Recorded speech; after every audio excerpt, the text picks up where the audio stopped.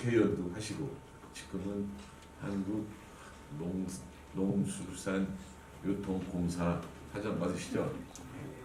제가 정부에서 일할 때 국회의원으로서 대정부 질의를 아주 까칠하게 하셨어요. 그런데 그 질문이 다 생산적이었다고 제가 기억하고 있습니다. 그다음에 두 번째는 우크라이나 대사를 역임하신 이양구 선생님께서 해주실 겁니다. 이거는 제가 5, 6년 전이 됐죠. 그때 우크라이나에 처음 가서 대사님을 뵙고 아주 완전히 매료되었었습니다. 우크라이나 정말 얼마나 땅이 넓은지 비행기 올라가서 봐도 땅이 안 보여요. 전부 농토같이 보였고, 그 다음에 키예프 공과대학 갔더니 노벨상 받은 사람 사진이 쫙 이렇게 벽에 붙여 있어서 저 부러웠습니다만, 오늘 아마 두 분이 오늘 들려주실 말씀은 식량 주권, 우크라이나, 러시아, 그다음에 이건 잘 봤는지 몰라도 신마셜 플랜을 말씀해 주실 걸로 제가 기대합니다. 여러분 마셜 플랜 아시죠? 1차 대전 후에 미국이 서유럽 재건을 위해서 많은 돈을 쓰고 그 대신에 서유럽 국가들로부터 리더십을 찾았다고 해도 과언이 아닙니다. 지금 앞으로 우크라이나 전쟁이 끝날 텐데 거기에 대비해서 이런 거를 하면 좋겠다고 대사님이 한 두 달 전에 저한테 교육을 시키고 가셔서 이걸 혼자 듣기 아까워서 여러분들과 같이 말씀 들으려고 열심히 했습니다. 오늘도 평소처럼 경청하시고 그다음에 왕성한 토론을 해주시기를 기대합니다. 고맙습니다. 총리님의 명을 받고 부족하지만 이 자리에 섰습니다. 역시 미래는 가보지 않은 길이기 때문에 도전하는 자만이 얻을 수 있다고 생각합니다. 대한민국의 과연 먹거리가 어떻게 돼가고 있는지 저 자신도 굉장히 이 기관에 와서 걱정스러워요. 잘 아시다시피 코로나19가 생기니까 국경을 다 봉쇄하잖아요. 그러면은 우리가 먹거리의 주가 곡물인데 대한민국은 곡물의 5분의 4를 외국에서 수입해서 온 거예요. 그러면은 아무리 외국에 곡물이 많이 쌓여 있어도 국경이 봉쇄되면은 한 톨도 사올 수가 없어요. 무려 31개 국가에서 수출을 금지시켰어요. 그러니까 해외 블라디보스톡에 우리가 아무리 개간을 해서 거기에다가 콩도 재배하고 밀도 재배하지만은 소련이 수출을 금지시키면은 한 톨도 못 가죠. 전염병이 생기면 이제 자기 나라가 먼저 먹어야 되기 때문에 그렇습니다. 자국 국민 보호 원칙이 가장 우선이죠. 그래서 어떻게 하면은 이 문제를 해결할 것인가 무척 걱정이 되죠. 이제 저희 공사가 하는 일이 한국농수산식품유통공사 이렇게 돼 있는데 이게 구차해요, 이름이. 이렇게 되어 있기 때문에 제가 꼭 설명을 해야 돼요. 그래서 저희 공사는 1조에 만든 목적이 농산물, 임산물, 축산물, 수산물의 가격 안정과 유통구조 개선을 통해서 수급 안정하라고 만듭니다. 수급 안정. 국민의 먹거리의 수급을 안정적으로 공급하라. 그리고 식품산업 육성해서 잘 사는 대한민국 만들어라. 미션은 굉장히 거대하죠. 그래서 어떻게 하면은 우리가 먹거리를 안정적으로 우리 국민들이 걱정 않고 드실 수 있는 것인지 무척 걱정이 되죠. 그래서 제가 작년 3월 15일 사장으로 임명되는 날 아침부터 이 문제를 해결하기 위해서 동분 소지하고 있는데 보면은 거의 다 먹거리 때문에 그렇습니다. 저 한나라도 송나라도 로마도 다 기후 변화가 와가지고 한 100년 이렇게 가문다든지 또 홍수가 진다든지 이렇게 기후 변화가 오게 되면은 거대한 제국이 다 멸망. 최근에 일만 보더라도 우리가 2010년에 서울에 보면 중동에 있는 많은 국가들이 체제가 무너졌을 때도 결국에 소련이 러시아가 가물어 가지고 이 곡물 수출을 못하니까 먹거리가 없거든. 가격이 막 2배 이렇게 치솟거든. 그래서 이제 튤립 혁명이라고 일어나고 많은 국가가 이 체제가 바뀌고 그렇죠. 그만큼 우리의 먹거리는 이 국가의 존립과도 아주 밀접해요. 존립과 밀접해요. 당나라가 망한 것도 마찬가지고 송나라가 망한 것도 마찬가지고 명이 망한 것도 마찬가지고 결국에는 기후변화가 와가지고 먹거리 생산이 작아지게 되면은 이제 농민들이 반란이 일어나고 그걸 지나가지 못하면은 왕조가 바뀌고 그렇죠. 그 역사적으로 보면 다 아주 한번 재미있을 거예요. 로마도 다 거대한 왕국이 만들어질 때는 기후가 아주 안정이 돼서 곡물 생산이 많이 됐을 때 제국이 탄생합니다.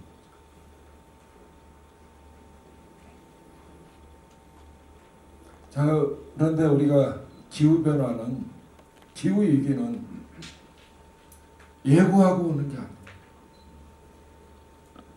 우리가 모르는 가운데서 대비하지 않고 있으면 이게 침묵 속에 다가오는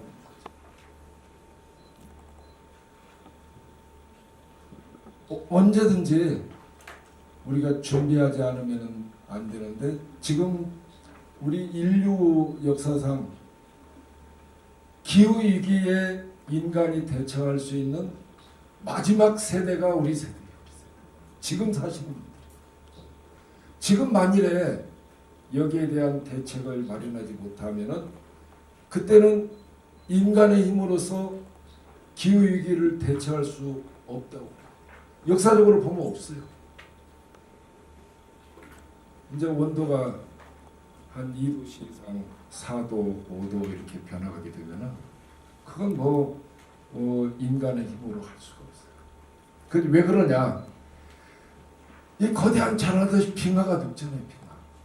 자, 우리 또 다음 이게 보면은 자 이제 역시 기후 위기의 원인을 이게 온실가스로 이렇게 규정을 많이 하고 있죠. 그래서 역시 탄소가 주범이다. 이제 유엔이 발표한 통계에 의하면은 2년마다 한 번씩 발표를 해요.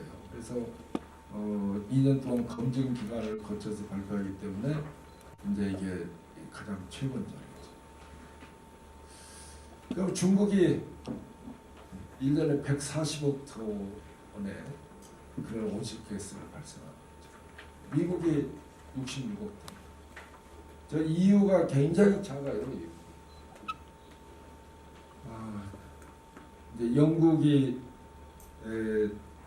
EU에서 탈퇴한 이유도 이 탄소 이 규제 이걸 피하기 위해서 이 브렉시트로 영국이 EU에 한 빠져나간 가장 큰 이유 중에 하나라고.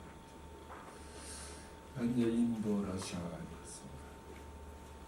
근데 우리나라를 보면은 7억 톤이 넘죠. 그래서 우리나라도 역시 GDP 성장과 비슷하게 이렇게 탄소 배출이 많이 되고 있는 거죠. 성장과 탄소 배출, 온실가스 배출은 비슷하게 함께 가고 있어요. 자, 그러면은 기후 변화가 오게 되면은 역시 이제 폭염이 최근에도 파키스탄, 스페인, 모로코 이렇게 아주 멋진 텀이죠. 자 이제 집중호우가 오고 그리고 이 산불이 나죠. 이 산불이 러시아나 저 캐나다 이런데 그 열대 우림에서 나지만 한대에서라는 그러한 밀림지대에서도 이 산불이 나게 되면 걷잡을 수 없죠. 그리고 이게 빙하가 분기되죠. 알프스의 빙하가 이제 분기되는데 잘 아시다시피 정상적으로 가면은 우리가 그 기후 변화를 한 1.5도씨 또 2도씨 온도 상승하는 데서 막겠다 이렇게 지금 목표를 세우고 있죠. 얼마 안 남았어요. 얼마 안 남았어요. 그런데 이 빙하가 다 분기가 되면은 해수면이 약 한 70m 정도 상승됩니다. 남극 빙하가 다 녹으면은 60m. 저 그린랜드에 있는 이 빙하가 녹으면은 한 7m 정도. 그리고 다 녹으면은 70m 정도 올라가죠. 그렇게 되면 이제 해변가가 좀 더 침수가 되는 거죠. 아마 여러 가지 그런 위기에 처할 수 있습니다. 그런데 정상적으로 보면은 이제 온도 상승률에 따라서 빙하의 분기 속도가 달라지죠. 이게 빙하가 녹는 것을 이 표면에서 녹는 것을 계산을 해서 나왔는데 이렇게 분기가 되게 되면은 표면적이 굉장히 넓어지기 때문에 그 녹는 양을 우리가 예측하는 것보다 훨씬 많이 빙하가 녹게 되죠. 그래서 온도가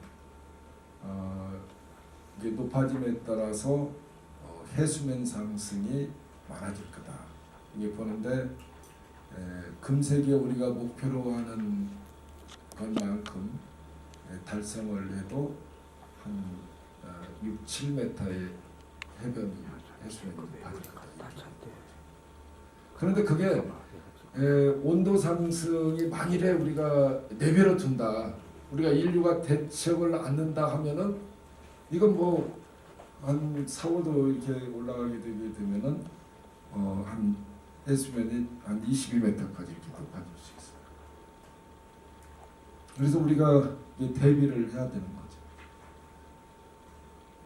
근데 과거의 예를 보면은 이제 그린란드에 있는 이제 빙하는 한 20만 년 전부터 이게 쌓이기 시작했잖아요. 그래서 거기에 이제 눈이 이렇게 산성이 될 수 있죠. 남극은 약 한 85만 년부터 이렇게 쌓이기 시작했다고 그래서 이제 85만 전의 기후 상태도 다 분석이 될 수 있는 거죠. 그래서 보면은 역시 우리 인류가 기후 변화가 심하면은 살 수 없는 지구가 되는 거죠. 자, 이제 제일 심각한 문제가 역시 식량위기예요. 기후 변화로 인해서 1670년과 71년에 이제 경신 대기근이 들어갔잖아요. 그래도 우리 선조들이 이 당시에 100만 명이 굶어 죽었죠. 조선왕조실록에 인육을 먹었다는 기록까지. 그래서 이러한 일이 언제든 재발될 수 있는 거죠. 그리고 이 아랍의 보면 도화선도 역시 먹거리 때문에 왔다 이렇게 보는 거죠. 자, 이게 전염병 확산이 이게 이제 기후 변화가 되게 되면은 뭐 얼마나 많은 전염병이 생길지 모르죠.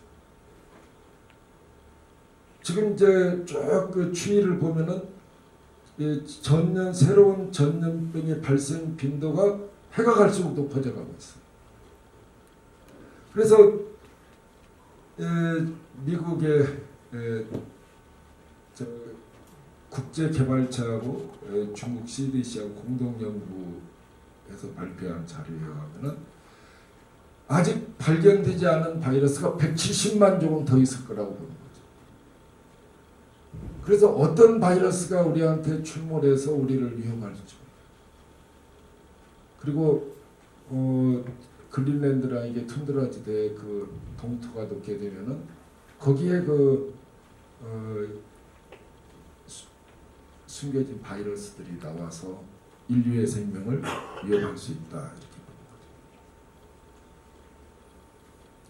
거죠. 자, 그러면은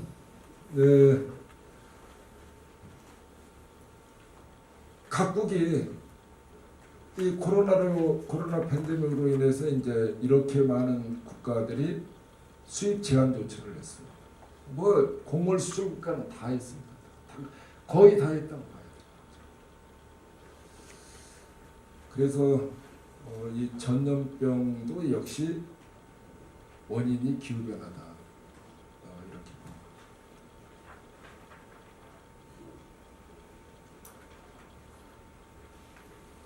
자, 이제 우크라이나 사태가 이제 벌어지니까, 러시아하고 우크라이나 전쟁이 일어나니까 역시 밀 가격이 저렇게 폭등하죠. 이게 이제 평년에 대비해서는 이렇게 많이 올라갔죠. 이제 5년 평균, 5년치로 가지고 최고 높았을 때하고 낮았을 때하고 그 3년을 평균된 거죠. 그래서 이제 비교해 볼 때 이렇게 많이 올라갔죠. 평년 대비 85%가 급증했죠. 전년 대비는 이제 27% 가격이 상승을 했습니다.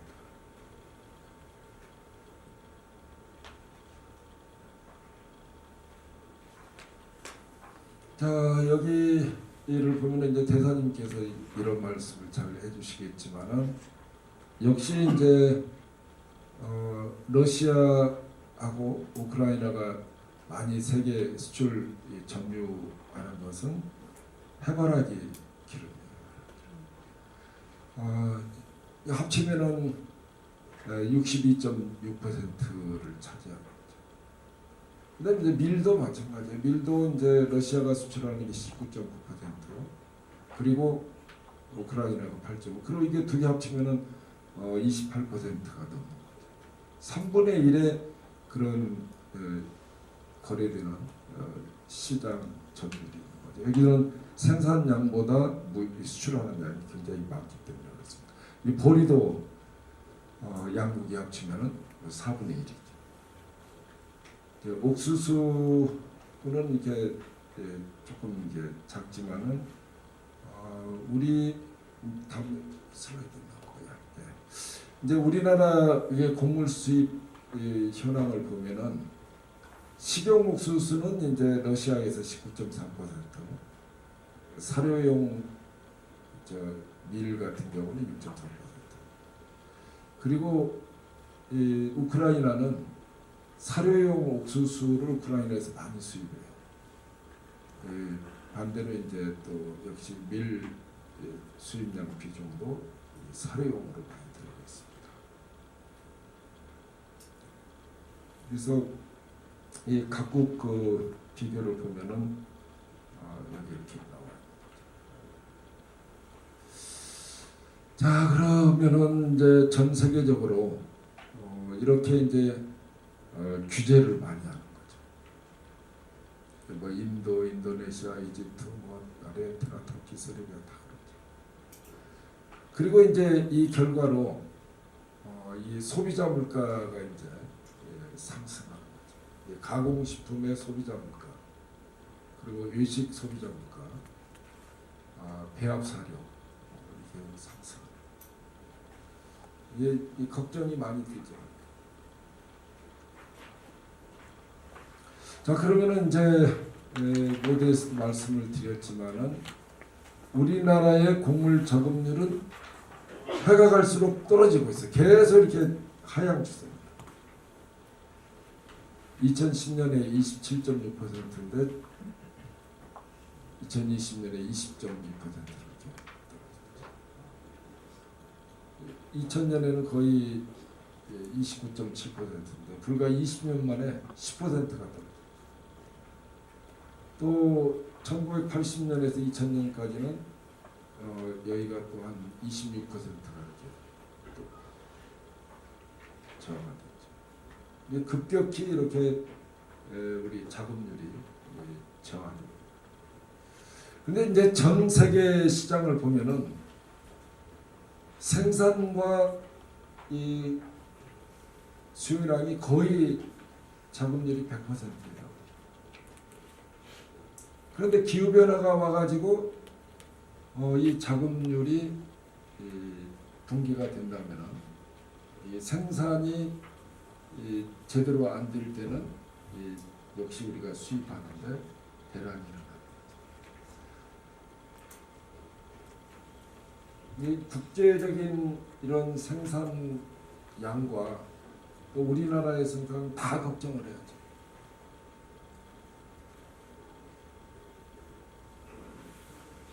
그러면은 이제 여기에 어떻게 해야 되는가? 이제 첫 번째로는 우리 국내의 자금률을 높여야 되겠죠. 그러려면 우리가 가지고 있는 이 경지 면적은 이제 156만 헥타르잖아요. 그래서 이게 한정된 영토의 경지는 한정되죠. 고무줄처럼 막 늘어나는 게 아니기 때문에. 그리고 인구는 많고. 그래서 결국에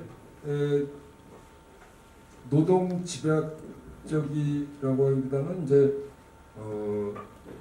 기술 집약적이고 토지 집약적인 걸로 가야 돼요. 을 먹으면은 소고기 1kg을 생산하는데 옥수수가 16kg이 들어가요. 14내에서 16kg. 돼지는 한 6 내지 8kg가 들어가죠. 그래서 곡물하고 이렇게 바꿔 먹는 거죠. 그런데 이제 소가 소 한 마리에서 배출되는 1년 탄소의 양이 한 70kg에서 120kg까지 한 마리당 말이에요. 그래서 잘 아시다시피 메탄은 단기적으로는 한 20년까지는 이 CO2보다 한 80배 이렇게 높죠. 그러다가 이제 나중에 가서 한 30배 이렇게 떨어지는 거죠. 이 초기에는 아주 더 온난화가 높아요. 그래서 가급적이면은 이제 우리가 인류가 고기를 먹으면 어떻게 될까요? 그 소를 거의 10억 마리 가량 지금 지구상에 키우고 있죠. 그리고 중국도 원래 이제 여기 중국이 굉장히 곡물 생산 강국이었지만은 이 사람들이 고기를 먹기 시작했거든요. 그래서 돼지가 이제 4억 4천만 두 정도 지금 키우고 있잖아요. 그러다 보니까 곡물 수입량이 거의 작년에 1억 4천만 톤을 수입했죠. 세계 최대의 곡물 수입국이죠. 이제 식생활이 고기를 먹는 식생활로 바뀌고 또 이제 소고기를 먹게 되면은 그만큼 곡물 소비량이 기하급수적으로 늘어나는 거죠. 그래서 우리가 과연 지구가 이 육류를 좋아하는 인류를 얼마만큼 먹여 살릴 수 있을 것인지 저는 거의 불가능하다고 봐요. 그래서 앞으로 우리가 이 곡물 생산을 늘리는데 그게 한계가 있어요. 이게 어떤 한계점이 있냐면은 역사적으로 보면은 1950년대 우리 인구가 25억 명이었는데 지금 이제 한 79억 명으로 늘어났죠. 근데 경지 면적은 한 13.6%가 늘었거든요. 근데 곡물 생산량은 한 4~5배가 늘었어요. 그래서 지금 잘 먹고 사는 거예요.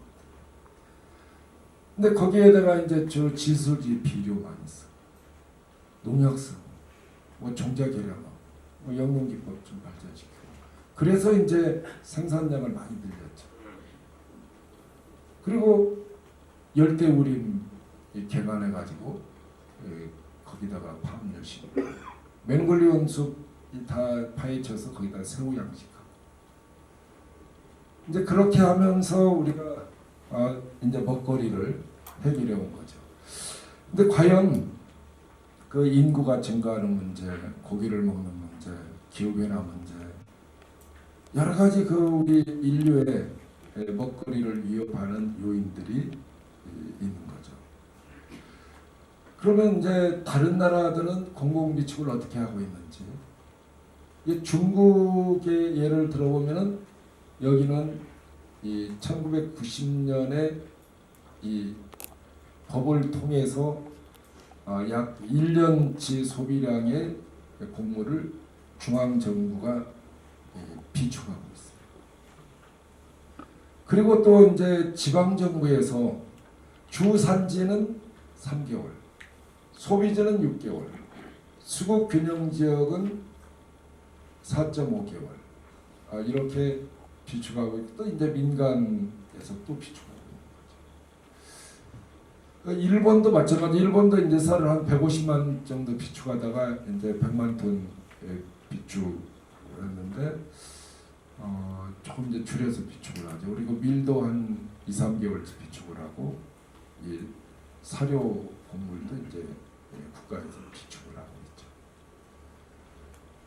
이제 싱가포르 같은 데도 이제 이렇게 쌀을 이 수입 업체가 이제 2배 수입을 비축하게 하고 있는 거죠. 그리고 이제 홍콩도 수입량의 17%를 업체한테 의무 비축하게끔 했다는 거죠.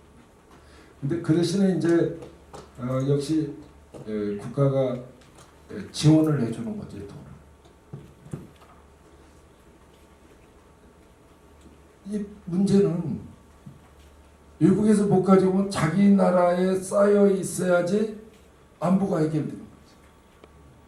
그런데 이제 우리가 곡물을 쌓아놓으면은 거기에 비용이 많이 들어가죠. 또 간모일도 생기고. 그러니까 국민들이 왜 쌓아놓느냐고 난리죠. 근데 잘 생각해. 우리 안보가 전쟁을 위해서, 전쟁 방지를 위해서 우리가 비행기도, 전투기도 우리가 보유하고 있고, 탱크, 이지스함, 그게 경제적인 효과 없잖아요. 일단 유사시에 사용하기 위해서 그런 거죠. 그래서 곡물도 안보 개념으로, 경제 개념으로 접근해서는 안 된다. 이건 안보 비용으로 봐야 돼요. 이게 국민의 생명과 직결되는 겁니다.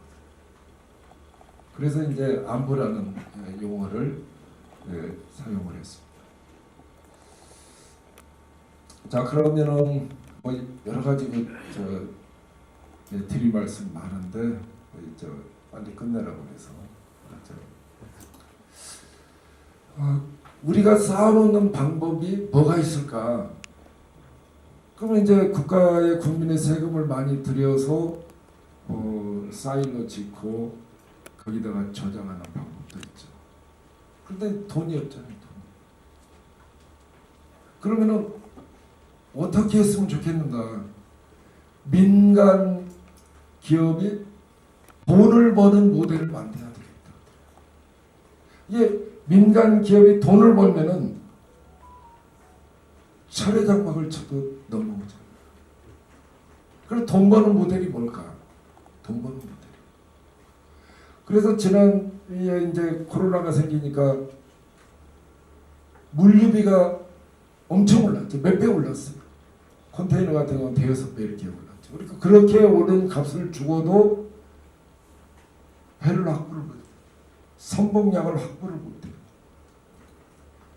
항공 운송료도 공중돼요. 그래서 물류비를 절약할 수 있는 방법이 없을까? 그러면은 큰 배로 벌크선으로 들여오면은 이제 물류비가 굉장히 절약이 되죠. 그런데 이제 항만에다가 벌크선이 딱 접안을 내서 거기다 연계해서 사일로를 짓는다면은 바로 하역을 할 수 있죠. 아스피레이션에도 가해갈 수 있어요. 그리고 연계해서 거기다가 가공 공장 짓고 가공 처리 공장을 연계해서 짓는 거죠. 이제 우리나라의 이제 쌀 수입량은 의무 수입량이 이제 40만 8,700톤을 이제 저희 공사가 1년에 수입하는 거고, 그 다음에 그 작년에 그 밀은 433만 톤이 우리 국가에서 수입을 했죠. 나라에 대한민국 전체에서 이게 250만 톤이 재분량이고 133만 183만 톤이 이제 그 사료입니다. 그리고 이제 콩도 우리가 약 한 126만 톤 정도 작년에 수입을 했죠. 그리고 이제 옥수수 같은 경우는 1,166만 톤 수입했어요. 그러면은 옥수수도 옥수수 수입해서 재분용으로 한 220만 톤 정도 재분용 옥수수, 나머지 이제 사료용인데 옥수수 기름 짜고 사료 만드는 공장 연결시키고, 콩도 콩기름 짜고 대두밥 나오면은 거기 이제 사료 공장을 연결시키고, 이렇게 해서 한 자리에서 저장하고 가공 처리하고 또 이제 다른 국가에 또 수출하고, 그렇게 이루어진다면은 저는 물류비가 굉장히 절감돼. ESG 차원에서 탄소 배출도 엄청나게 줄일 수 있다. 그래서 그게 어딘가 제가 보니까 새만금에서, 새만금은 그 바다 가운데 있거든. 그리고 지금 항만을 건설 중에 있어요. 그래서 방조제 밖에 항만을 만드는데 거기에 배우비즈가 약 한 250만 병을 이제 매립을 하죠. 방조제 만들고. 그는 지금 현재는 1선석, 2선석 그 항만을 건설 중에 있는데 거기는 컨테이너 선재예요. 그런데 이제 곡물 전용은 이제 벌크선이죠. 그래서 아시아 전에서는 한 10만 톤 급의 배가 접안할 수 있는 이런 곡물 전용 부두가 하나도 없죠. 그러면 이제 거기에 큰 배가 접안할 수 있는 걸 만들면 큰 배로 실었다가 거기다가 이 저장도 하고 가공 처리해서 중국이 어마어마하게, 그러니까 중국, 일본, 뭐 대만, 필리핀, 동남아 국가들, 그다음에 원당이라는 거 수입해 가지고 또 이 설탕 만들어서 인도, 파키스탄, 이게 저는 얼마든지 저게 가능하다고 봅니다. 단 국가가 이렇게 전용 부두를 만들어줘야 합니다. 그런데 민자로 안 하고 있어, 민자로. 그래서 컨테이너선도 1선석, 2선석도 원래 민자였는데 제가 현역 의원할 때부터 그 줄기차게 요청을 했죠. 이게 민자로 항만 만들어놓으면 그게 그 물류가 있냐 뭐가 있냐 이렇게 하지 말라는 거하고 똑같다. 그래서 겨우 이제 국가 재정 사업을 전환시켰는데 이게 전용 곡물 전용 부두를 만들어야 된다. 부두를 만들면은 저는 그 배우지 매립한 곳, 곡물 4대 메이저라든가 국내 이제 뭐 하림이나 포스코 인터내셔널이나 농협사료나 얼마든지 그게 몰려든다고 봐요.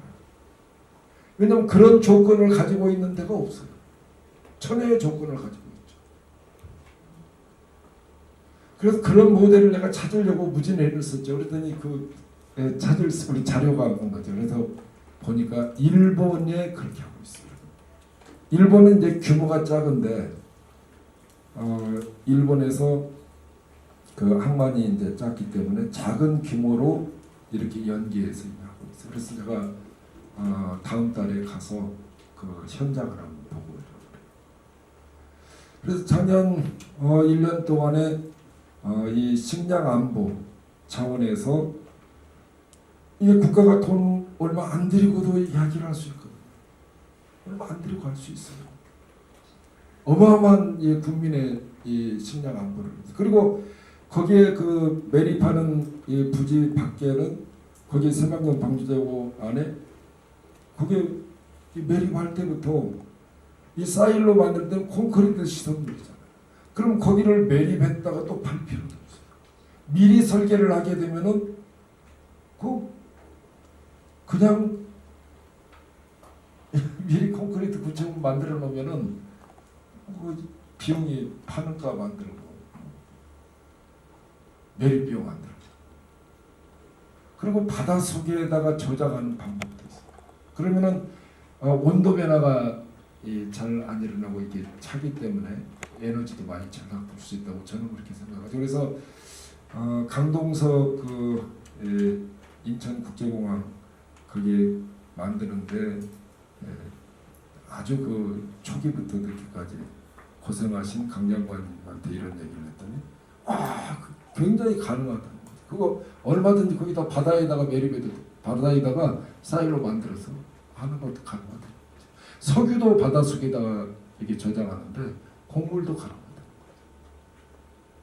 그래서 그러한 모델을 만들어 보고 싶어서 작년에 무진애를 썼죠. 그래서 심지어 국정원장도 만나서 이건 식량 안 보니까 국정원이 책임져야 된다. 그리고 이제 청와대 수석, 그 총리, 국토부 장관, 해수부 장관, 농림부 장관 모두 가능성 있는 사람 모두 다 만났어요. 그래서 그 결과 작년에 저희가 1억 원의 예산을 받았어요. 1억 원 받았습니다. 사전 무슨 조사를 하고 이러고. 그런데 이건 굉장히 중요한 일이죠. 왜? 족보에 이름 올린 거 아니에요.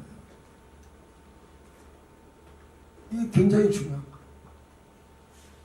그래서 이제 여기에 대해서 시작을 한다. 이제 저는 그렇게 생각하고 시작이 반이라고 그러잖아요. 나머지 이제 반을 잘 채워나가야 되겠다고 생각을 합니다. 자, 여기에 이제 제가 이것만 말씀드리는 이유는 이게 이제 식량 및 식품 종합가공 콤비나트를 만들어야 돼요. 그런데 식품까지 하겠다고 하게 되면은 이게 다른 지역에서 다 반대죠. 지금 이제 식품도 여기에서 하게 되면은 새만금이 이 태양광, 뭐 풍력, 조력 이게 아주 신재생 에너지 보고거든요. 그러니까 유럽 EU에서도 이제 탄소세를 물린다고 그러잖아요. 이미 법제화했죠. 그래서 여러 가지 면에서 저는 여기 적지다. 그리고 이것과 연계해서 이렇게 식품 종합가공 콤비나트까지 함께 만든다면은 제가 어떤 교수님 보고 우리 자문위원 아시는 교수님에게 낸 자료에 의하면은 1년에 작게 40조에서 100조 정도의 경제 효과가 있어요. 100조. 그래서 우리 미래에 우리가 제일 중요한 식량 안보도 해결할 수가 있고, 그 다음에 이제 여기에서 수출하는 거죠. 수출. 가공 처리해 수출하는 걸 네덜란드가 1년에 1170억 달러를 수출해요. 근데 우리보다 영토도 작고 인구도 작고 그 다음에 노트르담 항만도 새만금하고는 비교가 할 수 없어요. 훨씬 더 경쟁력이 높습니다. 이게 동북아에 인구가 얼마나 많아요. 그 다음에 이 사람들이 지금 고기를 먹기 시작하거든요. 그래도 곡물의 수요량이 엄청나게 폭발적으로 증가하고 있는 것이 바로 이게 아시아거든요. 그래서 시장성이 너무너무 좋은 거죠. 근데 유럽은 이미 다 고기 다 먹고 그러잖아요. 먹을 만큼 다 먹고 하는데 여기 인도 같은 데가 고기를 먹기 시작하면 인도가 1년에 지금 고기 소비량이 3.7kg 정도 되는데 이웃 정도로 고기를 먹는다고 이게 곡물 감당할 수가 없어요. 그래서 이제 결국에는 대체육 시장을 육성을 시켜야 된다. 그리고 대체 어육도 만들어야 되겠죠. 아까 며칠까지 끝내라고 그랬죠? 50분이면 조금 괜찮습니다. 원래 좀 늦게 시작했으니까. 그래서 여기에 이제 이런 계획은 저희가 그림도 계속 그리고 토론회도 하고 심포지움도 하고 그러면서 여기에 차근차근 이런 계획을 준비하고 가고 있고, 현재 우리가 가능한 부터 이런 것은 미래 항만이 되고 나서 미래에 해야 될 일이고, 지금 당장에는 이 항만 건설 이것만 하면 된다. 정부에다 그것만 요구하고 있어요. 이제 항만 만들어줘라. 항만이 돼야지 그 다음 단계가 된다. 근데 항만이 안 되면은 그 다음에 아무것도 안 되는 거죠. 그래서 항만이 된 다음에 해야 될 것도 미리 이제 이렇게 짚어봤습니다. 그래서 역시 동북아를 대표하는 식량식품 허브로 육성하는 것이 필요하다. 인근에 저 곡물 주산지, 저 충남, 전북, 전남 여기다가 집조가 시킬 수도 있고, 그 다음에 종자 그럴 수도 있고, 종자도 거기다가 할 수도 있고, 밀, 콩, 계약 재배해서 여기다가 비축할 수도 있고, 얼마든지 가능합니다. 그래서 저는 국제적인 경쟁력이 있다. 자, 우리 역시 이 식량은 이제 사고 파는 게 아니에요. 저는 기후 변화가 와가지고 식량 공급이 위기에 빠진다면은 우리 이 코비드가 생기니까 미국도 돈을 막 줬잖아요. 아무리 돈을 줘도 이 식품을 살 수가 없으면은 대란이 일어나는 거죠. 그 돈 줘도 못 사면 어떻게? 이게 방법이 없는 거죠. 그래서 우리가 4차 산업혁명 인공지능과 이런 걸 활용을 해서 토지 집약적이고 기술 집약적이고 인공지능을 대내적으로 자금률을 높이고, 그리고 여기다가 어차피 우리가 수입할 바에는 민간이 돈을 투자해서 이 돈을 벌게 하는 모델을 만드는 것이 그나마 식량안보 차원에서 가능하다. 그리고 계약할 때 우리가 먹는다고 계약하면 되는 거죠. 비상시에. 여러 가지로 이제 어려운 점이 많이 있지만은 저는 계속 될 때까지 녹화하고 준비하고 하면은 가능하리라고.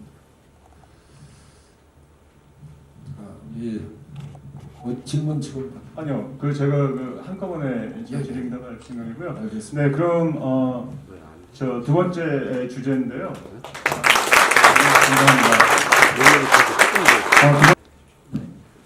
감사합니다. 먼저 여러분들 만나 뵙게 돼서 반갑고요. 너무 큰 자리고 귀한 자리에 초청해 주셔가지고 제가 큰 부담이 됩니다. 우리 정운찬 총리님은 2010년 제가 총리실에서 모신 적이 있고요. 또 2년으로 2017년 7월 하순에 우크라이나도 오셔가지고 저한테 큰 격려가 되셨고, 또 최근에는 우크라이나 전쟁 발발하는 거 보니까 이게 국제정치적으로 이게 정말 세계적인 사건인데 저 혼자 그 고민을 안기에는 너무 부담이 커서 또 한 2달 전에 만나 뵙고 정말 이거 진짜 우리가 참 심각하게 봐야 된다. 이런 차원으로 오늘 이 모임이 주선됐습니다. 오늘 어느 분이 계획했는지 모르지만 우리 김춘진 사장님하고 저하고 이 콤비가 잘 되는 것 같아요. 제가 이제 얻은 별명 중에 하나가 농업 전도사거든요. 그래서 저는 어떻게 이제 유라시아를 동서남북에 그다음에 우크라이나 같은 이제 센터를 근무하면서 2007년에 카자흐스탄 근무하면서 100만 헥타르 프로포즈를 받았어요. 그래서 이게 무슨 황당한 얘기인가 했더니 100만 헥타르 이유가 있더라고. 그래서 우리나라가 지금 한 농경지가 160만 정도 되는데요. 정말 상상도 할 수 없는 정도의 메가 프로젝트인데 그게 성사되지 않았지만 제가 블라디보스토크 총영사를 가서도 그랬고 또 우크라이나를 가서도 그렇고 저한테는 외교관으로서 3대 이제 아젠다는 농업이었고요. 하여튼 오늘도 농업에 대해서 얘기를 하겠습니다. 예, 저는 좀 빨리 해가지고 말을 빨리 해가지고 좀 양이 많으니까 하도록 하는데요. 여러분들 뭐 우크라이나 사태 뭐 너무나 많이 들어서 이제 제가 뭐 정확하게 설명을 할 필요가 없을 텐데 그 제가 보는 그 우크라이나 사태 이 우크라이나 차원, 러시아 차원, 미국 서방 차원 뭐 이렇게는 한번 볼 필요가 있는 것 같고요. 우크라이나는 왜 이게 어떤 의미가 있느냐? 우리로 말하면은 그 우크라이나가 1991년 독립은 했지만 그 완전한 독립은 안 됐고 절반의 주권만 확보했거든요. 외교 안보. 그래서 우크라이나도 이제 러시아하고는 안 되고 서방으로 가겠다는 그런 그 외교 안보 어떤 주권을 확보하는데 러시아가 절대 용납할 수 없다는 거고. 두 번째는 이제 우크라이나는 굉장히 자유민주주의를 선호하는 나라고 러시아는 뭐 권위주의. 그래서 어떻게 보면은 이제 우크라이나는 외교안보 주권을 확보하고 자유민주주의를 지키겠다. 이 두 가지가 이제 키고요. 그 러시아는 뭐 소련의 제국의 어떤 그 부활, 영향권을 확보하겠다는 그런 게 있고, 미국하고 서방 차원에서 보면은 이 자유민주주의 체제와 가치를 지켜야 된다. 또 하나는 이제 우리가 제2차 세계 대전 이후에 그 유엔의 질서, 그걸 그 지켜야 된다. 유엔의 질서는 그 나라의 크고 작고 상관없이 주권하고 독립하고 영토 보전, 그거는 존중해야 된다는 게 기본인데 러시아는 뭐 그거 필요 없다는 거 아닙니까? 그리고 이제 그 100억이 이상 되는 나라는 지금 굉장히 중립적인데요. 근데 그 사람들한테도 무관할 수 없는 게 만약에 러시아 시나리오가 성공하고 또 중국과 같은 권위주의가 성공했을 경우에는 이제는 그 각자 도생, 약육강생, 또 혼란과 무질서, 정말 제3차 세계대전까지 갈 수 있는 그런 어마어마한 혼돈으로 빠지기 때문에 이 전쟁은 정말 이겨야 될 전쟁이고 우리하고도 무관하지 않다. 그래서 이코노미스트에는 이제 이미 앞으로 10가지 큰 그 변화가 올 거다. 그 중에서 이제 그 러시아 중국 간에 전략적인 동맹이 심화될 거고, 그리고 이제 자유주의 체제와 권위주의 체제 간에 진영이 나눠질 거다. 그리고 군비 경쟁도 가속화될 거고, 특히 이제 독일의 이제 그 군비 재무장 이게 굉장히 이제 가속화될 거고, 뭐 일본도 이미 이제 그런 움직임을 보이고 있고요. 예. 그래서 이제는 그 지정학 위기가 앞으로는 이제 상시화될 수밖에 없는 그런 시대에 접어들었고, 그래서 이 전쟁의 원인은 가만히 보면은 그 현상 유지 세력, 미국하고 서방이겠죠, 그죠? 그 다음에 이제 현상 타파 세력, 중국하고 러시아 같은 이런 그 두 세력 간의 힘의 공백에서 이제 오는 거기 때문에 지금 어쨌거나 뭐 중국이 상당히 좀 불리하고 유럽과 미국이 조금은 이제 쇠퇴하는 그런 분위기이기 때문에 앞으로 이제 어떤 그 지정학 위기는 상당히 이제 상시화될 가능성이 많다. 그리고 이게 이제 우리한테 주는 교훈이 너무 많은데요. 이게 우리가 국제 정치의 본질, 강대국의 이제 민낯을 우리가 여실히 보게 했고요. 그리고 이제 동맹하고 이제 가치를 공유하는 우방이 중요하다는 것도 또 확인됐습니다. 우크라이나는 한미 동맹과 같은 동맹도 없었고, 나토 같은 그 집단 안전 보장도 받지 못했기 때문에 러시아가 뭐 힘만 있으면 마음 놓고 이제 들어올 수 있는 안보의 그 취약점을 보였던 거고요. 그리고 이번에 우리가 러시아가 이제 저도 뭐 러시아 10년을 근무했고 러시아가 세계 2위 군사 대국으로서 굉장히 3, 4일이면 끝날 거다 생각했는데 의외로 러시아는 졸전을 했고 우크라이나는 상당히 선전을 했는데 물론 뭐 군사 장비도 있고 여러 가지도 있지만은 결국은 저는 이 자유민주주의의 힘인 것 같아요. 러시아가 뚜껑을 열어봤을 때 그 부정부패라든지 사기 문제라든지 뭐 이런 것들이 여실하게 드러났고 우크라이나는 겉으로 봐서는 약한 것 같았는데 정말 위기가 발생하니까 전 국민이 똘똘 뭉쳐가지고 우리가 절대 러시아한테 질 수 없다. 그런 결사항전을 하는 걸 봤을 때 저는 중국도 오픈을 한다든지 북한도 오픈을 한다든지 겉으로 봐서는 굉장히 군기도 있고 사기도 있는 것 같은데 이 당나라 군대일 가능성이 많지만 그렇다고 우리가 이제 방심을 해서는 절대 안 될 것 같고요. 예. 그리고 또 우리가 이번에 또 하나는 푸틴 대통령이 그걸 피다면 러시아는 그 핵강국이고 핵무기 한 방이 있다는 얘기를 많이 얘기를 했고요. 또 심지어 우크라이나도 이제 그 원전이 13개인가 있어요.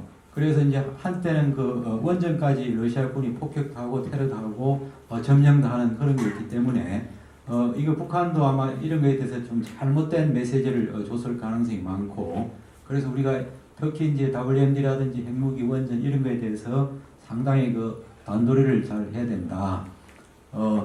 그리고 이제 또 하나 저는 이게 오늘 이런 포럼과 같이 대국민 그 안보, 외교안보, 공공외교가 굉장히 중요한 것 같아요. 그 우크라이나도 국론 분열이 상당히 심했더랬습니다. 한쪽은 그 친러고 한쪽은 이제 친서방이고 저희도 뭐 어떻게 보면은 상당히 이제 그런 경향이 있는데 저희들이 이제 이런 공공외교를 통해 가지고 정말 우리가 어떻게 해야 될지 국민적인 공감대가 굉장히 중요한 것 같아요. 그리고 또 하나가 이제 이 설마, 우리도 설마가 사람 잡느냐 했는데 자, 설마가 사람 잡습니다. 그래서 이제 우리 푸틴이 전면전을 설마 하겠느냐 했어요. 푸틴 대통령이 뭐 핵무기를 뭐 사용할 거냐 언급할 거냐 하고 있어요. 그래서 이제 우리한테도 우리 머릿속에 이제 그 설마라는 건 이제 그런 거는 이제 없애는 게 좋아요. 그래서 안보는 그 최고의 상상력과 창의력을 발휘하라고 그랬거든요. 그 다음에 이제 우리가 또 소탐 대시를 경계할 필요가 있습니다. 푸틴 대통령이 공식적으로 침입한 빌미는 우크라이나의 그 나토 가입인데 나중에 전쟁이 발생하고 나서 젤렌스키 대통령은 나토 가입 안 할 수 있다. 그랬더라면은 사전에 그러면 나토 가입 안 할 수 있는 좀 대안을 찾았더라면 러시아의 어떤 침공할 수 있는 빌미를 없앨 수도 있지 않았느냐. 자, 우리한테 그런 그 소탐 대실은 또 없을까? 저는 이게 그 한일 역사 문제 같아요. 예. 이 한일 역사 문제가 덜 중요한 건 아니지만 이게 국가의 안보를 그 좌지우지할 수 있는 그런 정도 사안은 아니라고 보거든요. 뭐 이런 거라든지 또 우리가 이제 국내 어떤 그 이념 갈등 문제라든지 또 외교 안보를 갖다 이게 정치적인 그걸로 수단을 삼는 거 이런 것들이 우리한테 주는 큰 메시지로 보여지고요. 그리고 이제는 우리가 좀 그 불편한 진실하고 이제 직시를 해야 될 순간 같아요. 과연 북핵 문제 이게 협상으로 해결할 수 있느냐? 그리고 이제 그 미국하고 중국 간에 이제 패권이 본격적으로 진행됐는데 또 우리가 뭐 국익을 핑계로 실리 외교를 핑계로 양다리 할 수 있느냐? 뭐 이런 것부터 해가지고 그리고 언젠가는 미국이 이제 그 유라시아에서 한반도에서 동북아에서 철수할 가능성이 많다. 그런 그 고립주의까지 대비해서 우리 어떤 그 생존과 번영을 찾는 불편하지만 이게 진실이기 때문에 우리도 조금 더 진지할 필요가 있다. 그래서 뭐 신정부한테 여러 가지 제안이 있겠지만요. 하여튼 이거 선진국일수록 이 외교안보에 대해서는 그 같은 목소리를 냅니다. 그걸 위해서는 아까 말씀드린 대로 국민들도 외교안보에 대한 그 공감대가 있어야 되고 이해도 있어야 되고 또 정치권도 외교안보만큼은 초당적으로 해야 될 것 같고요. 그리고 지금 뭐 어쨌거나 이제 미래는 유라시아에서 다 결정이 됩니다. 그래서 우리가 유라시아에 대해서도 우크라이나를 포함해서 러시아를 포함해서 더 우리가 좀 역점을 둬야 되고 그리고 뭐 한미동맹이 중요하고 한미동맹을 넘어서 집단 안보가 중요하다는 거. 그래서 안보에 대해서는 2중 3중으로 첩첩이 그 안전장치를 구축하는 게 최고다. 그 박진 장관님이 명언을 남겼는데요. 그 경제는 먹고 사는 문제지만 안보는 죽고 사는 문제라고 그랬어요. 그래서 지금 우크라이나 사태는 뭐냐? 이제 경제보다도 안보가 더 중시되는 그 둘을 갖다 우리가 취할 수 없으면은 하나를 택해야 되면은 이제 안보를 택해야 되는 그런 시대가 됐고요. 자, 그렇다고 우리가 너무 뭐 기가 죽을 건 없는 것 같아요. 그래서 우리는 동맹도 강화하는 한편 우리 같은 그 미들 파워들 간의 이제 네트워크를 굉장히 강화할 필요가 있다. 다행히 이제 우리가 P4G라는 이게 그 12개 이제 중견국 간의 이제 클럽이고 작년에 우리가 정상회담 했더랬고 또 여기에 이제 덴마크하고 이제 우리 한국이 코-파운드예요. 그래서 이걸 이제 좀 더 활성화한다. 그럼 전 세계에 이게 중견국이랄 할 수 있는 나라들 70개가 넘어요. 그래서 우리도 이제 미들 파워 이 네트워크를 좀 더 활성화해야 된다. 그리고 이제 또 제가 오늘 강조하고 싶은 거는 우리는 뭐 중국, 러시아 같이 총칼로 제국을 만들 수는 없지만 유엔의 그 Sustainable Development Goal 이게 이제 우리의 그 강력한 좀 외교적인 수단이 돼야 되고 대한민국이 UN SDGs의 가장 그 리드가 돼야 된다. 그래서 이게 이제 우리가 우리의 어떤 그 생존도 보장하고 또 유라시아의 어떤 그 평화와 번영을 보장할 수 있는 정말 절묘한 솔루션이다.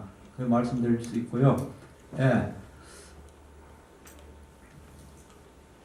예, 이게 뭐 유라시아인데 제가 어떻게 하다 보니까 블라디보스토크부터 해가지고 요까지 다 파리까지 다 건물을 했어요. 그래서 이 유라시아는 뭐 저하고는 참 평생 씨름했던 그 필드인데요.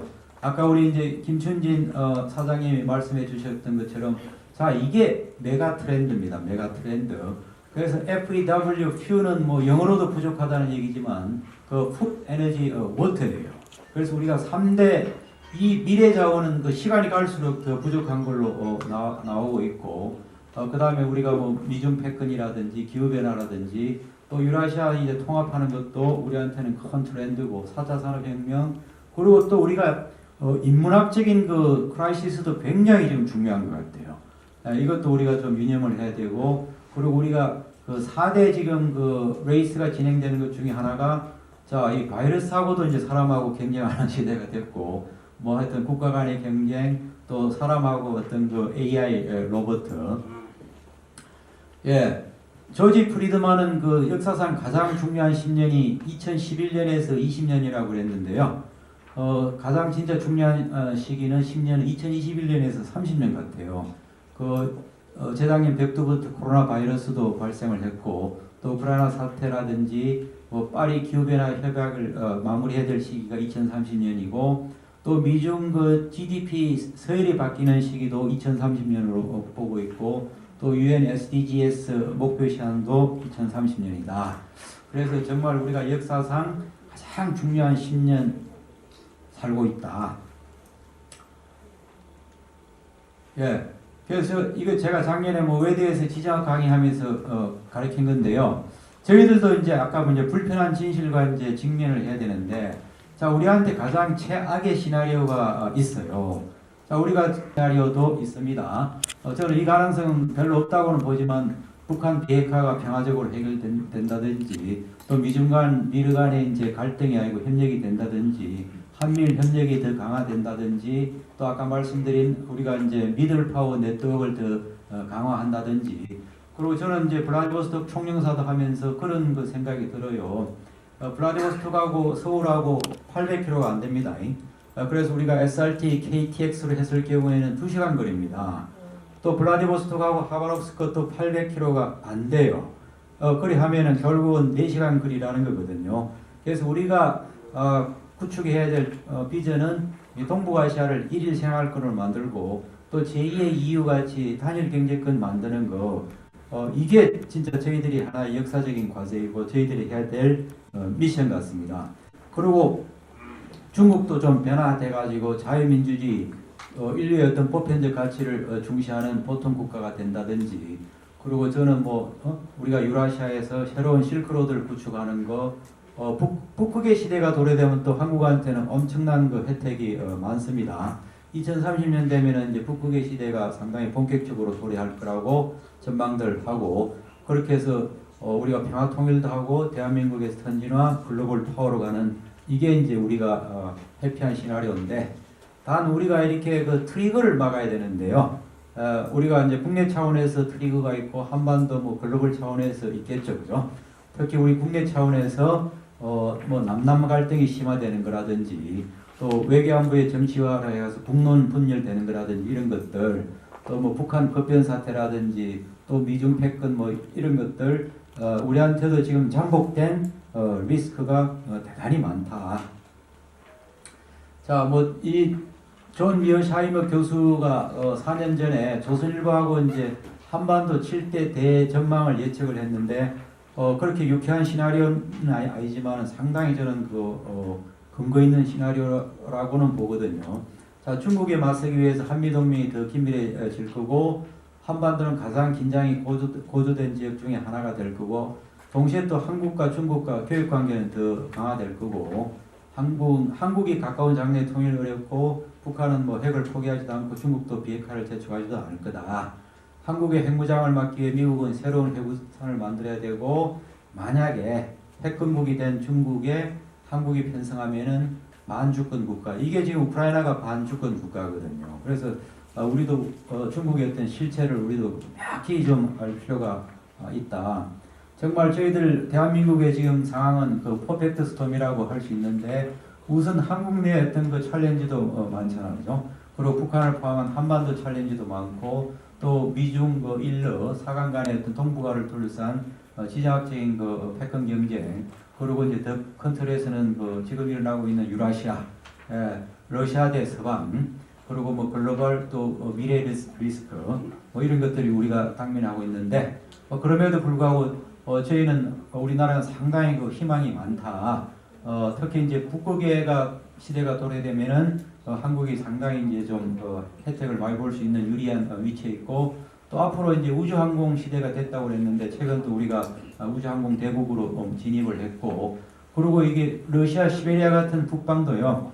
아까 우리 김춘진 사장님 이제 식량 위기 말씀 많이 하셨는데 제가 블라디보스토크 총영사면서 저 캄차트카 추코트카까지 다 다녀봤는데 앞으로 이런 지역이 이제 최고의 이제 살기 좋은 경작이 가능한 또 그리 안 되더라도 우리 어떤 그 스마트폰 기술로 당장에도 갈 수가 있고 또 남방 사막에 가서도 지금 뭐 보니까 사하라 사막에 가서 딸기 농사 짓고 그렇거든요. 그래서 우리 어떤 그 하이테크로 얼마든지 이런 그 새로운 프론트에 진입할 수가 있고 또 대한민국이 이제 디지털의 그 최고 챔피언이기 때문에 우리가 진출할 수 있는 공간은 많다. 그리고 이제 사람 문제, 이 바이오 메디컬 헬스케어 이런 것도 우리가 굉장히 경쟁력이 있는 분야인데 저희들이 이런 그 포텐셜을 활용하려면은 정말 우리는 글로벌로 가야 돼요. 우리가 이제 그 글로벌 의존도가 높은 것 중에 하나가 식량이고 두 번째가 에너지고 또 세 번째가 안보고 네 번째가 이제 무역이지 않습니까? 그런데도 불구하고 우리가 보면은 굉장히 글로벌에 대한 관심이 역설적으로 낮은 게 또 우리 현실이고 하여튼 그렇게 해서 이 글로벌 리더를 갖다가 잘 양성하는 게 우리 어떤 그 큰 희망이다. 그래서 왜 유라시아에 진출해야 되느냐? 뭐 경제적인 요인도 있고 안보적인 요인도 있고 또 미래. 아까 말씀드린 기후변화 같은 거, 또 4차 산업혁명에 어떻게 우리가 잘 적응할 거냐, 또 아까 말씀드린 그 푸드, 에너지, 워터를 잘 확보할 수 있는 공간도 역시 유라시아고, 저희들하고 역사적으로도 굉장히 연구가 많은 데가 유라시아 동북아다. 그래서 또 이게 그 유라시아를 제패하는 나라가 세계를 제패한다고 그래요. 그래서 앞으로 미래는 결국은 유라시아에서 좌우될 거다. 그래서 우리가 다른 대륙도 많지만 특별히 우리는 유라시아에 더 역점을 좀 둘 필요가 있고, 예. 자, 그래서 저는 우리 대한민국의 꿈이고 제 꿈이기도 한 이런 유라시아의 이제 실크로드를 구축을 해야 되고 그냥이 아니고 SDGs의 실크로드를 구축하면 좋겠다. 자, 이게 1단계는 이게 농업입니다. 제가 아까 말씀드린 대로 카자흐스탄에서 100만 헥타르를 갖다 제의를 받았는데 그냥 단순한 영농뿐만 아니라 가공에 농산업에 바이오 신재생 에너지 유통 물류 이 소위 말하면 이제 수직적인 그 통합 밸류 체인을 구가하는 게 1단계고 그리고 우리는 100만 헥타르 메가 프로젝트 할 수 없지만 우크라이나나 이 카자흐스탄 이런 데는 다 충분해요. 그래서 2단계는 이런 그 메가 프로젝트를 유라시아의 이제 거점으로 깔면은 이게 저는 농업의 이제 실크로드고 3단계는 이제 농업하고 관련되는 것들 많잖아요, 그죠? 하이테크도 있고 뭐 환경도 있고 그 다음에 또 유통하고 물류도 있고 그렇게 수평적인 그 농업과 연관된 수평적인 분야를 통합하면은 이게 이제 멀티플 실크로드다. 그래서 대한민국이 이제 우리가 지금 이제 식량 안보도 이제 피부로 느끼고 있고 우리가 이제 5대 또 식량 수입국이고 하기 때문에 또 우크라이나 사태도 터졌고 정말 이제 우리가 이런 걸 위해서 좀 본격적으로 SDGs라는 그 슬로건 하에 박차를 가할 때다. 자, SDGs 뭐 17가지 분야인데요. 이게 뭐 빈곤부터 뭐 건강 웰빙 해가지고 SDGs 아닌 게 없어요. 다만 SDGs에 몇 번하고 매칭이 되고 7개 중에 몇 개가 매칭이 되느냐 그런 차이입니다. 그래서 우리한테는 이제 이게 SDGs가 너무너무 이제 우리한테는 큰 그 해법이고 또 우리한테는 축복이고 우리한테는 미션이라고 생각하는데요. 하여튼 이게 반기문 사무총장님 있을 때 SDGs의 전신인 MDG를 만들어서 대한민국이 상당히 그 오너십이 있다. 그리고 SDGs는 한마디로 말하면 국가 발전이거든요. 그래서 대한민국만큼 이걸 잘 수행할 수 있는 준비된 나라가 없다. 또 하나는 이거는 미들 파워가 할 수밖에 없어요. 중국의 1대1로도 뭐 결국은 SDGs지만 강대국이 SDGs 할 때는 그건 지정학적인 그 이해를 받아들이기 때문에 절대 할 수가 없거든, 안 믿거든요. 예, 그래서 좀 대한민국이 SDGs 그리고 아까 말씀드린 미들 파워의 클럽인 그 P4G가 결국 SDGs를 추진하게 만드는 플랫폼입니다. 예, 그래서 우리가 이제 그런 그 플랫폼도 있고 대한민국이 또 SDGs에 상당히 그 리더 역할을 할 수 있기 때문에 이걸 좀 우리가 주도해서 유라시아 깔자. 그래서 저는 좀 우리가 좀 대부만 좀 유라시아의 그 5개의 리틀 코리아도 만들어 보자 말이죠. 우리가 뭐 러시아 전체를 변화시킬 수는 없지만 스마트 시티를 중심으로 하는 그거는 우리가 블라디보스토크에 얼마든지 해볼 수가 있는 거고 또 그런 그 스마트 시티 모델이 됐건 스마트 팜 클러스터 모델이 됐건 이 유라시아 대륙의 5개의 이제 거점을 구축하면은 저는 이런 거는 굉장히 그 현실성 있는 프로젝트고 또 상대국한테도 굉장히 환영받는 그런 프로젝트라고 생각하고요. 그리고 이제 특히 이제 신정부가 단기적으로 중요한 거는 저는 이 5가지라고 얘기를 하는데요. 그 아까 이제 총리님도 말씀했듯이 우크라이나 지금 전쟁 중에 있고 동시에 이제 지금 우크라이나 전후복구 문제가 굉장히 국제적인 이슈로 부상이 되고 있고요. 그래서 미국이나 독일에는 지금 뉴 마샬 플랜을 얘기하고 있고 최근에 뭐 스위스에 개최된 그 루가노 우크라이나 전후복구 이제 고위급 회담 때 그때 그 전후복구에 소요되는 비용이 7천억 불이 넘더라고요. 그래서 그 재원을 어떻게 마련할까는 또 좀 더 고민을 하지만 미국이나 독일이 원하는 거는 이 자유민주주의의 가장 성공한 나라로 만들겠다. 그러면 그게 결국 한국이에요. 또 지금도 우크라이나 국회의원들이 와 있고 또 이미 그전에도 왔지만 자기들 가장 담고 싶은 나라가 대한민국이랍니다. 예. 그래서 이거는 그 전후복구 전후절세는 결국은 그 대한민국을 갖다가 주인공을 하는 드라마거든요. 그래서 이거 정말 저희들이 잘 해야 될 것 같아요. 예. 이걸 잘했을 때 아까 말한 자유민주주의도 지켜지고 그 다음에 이제 그 러시아의 어떤 그 변화도 오고 중국의 변화도 오고 또 북한의 변화까지 가져올 수 있는 게 저는 그 신의 한 수가 이 우크라이나 전후복구에 우리가 좀 주도적인 역할을 하고 또 우크라이나뿐만 아니라 중앙아시아 특히 제가 근무했던 그 극동 러시아도 진짜 우리를 굉장히 필요로 합니다. 러시아가 지금 뭐 미국한테 저렇게 칼을 대는 것 같지만 러시아가 가장 지금 두려워하고 그 경계하는 대상은 중국이에요. 그래서 아마 서로 간에 이제 맨정신 돌아오면 분명히 러시아는 그 중국하고는 그 오래 갈 수 없는 약간의 그 저가의 동심인데 하여튼 중국하고 러시아하고 더 가까워지지 않도록 어느 순간에 이제 서방하고 이제 빅딜을 해야 되겠죠. 그렇게만 되면은 러시아는 이제 정말 저희 같은 그 파트너를 갖다가 굉장히 원하고 그리고 지금 이제 그 남한, 북한, 러시아, 중국 저는 이게 두만강이 지금 이게 네 나라의 어떤 그 이해관계가 교차되는 이런 데거든요. 그래서 요걸 중심으로 한 우리가 좀 치밀한 좀 마스터 플랜과 액션 플랜을 만들어서 빨리빨리 해야 된다. 그래서 대한민국 이게 다 이제 SDGs고 대한민국이 어떻게 보면 이걸 구축했을 때 우리가 이제 SDGs라는 그 유라시아 실크로드를 구축하는 이런 게 된다.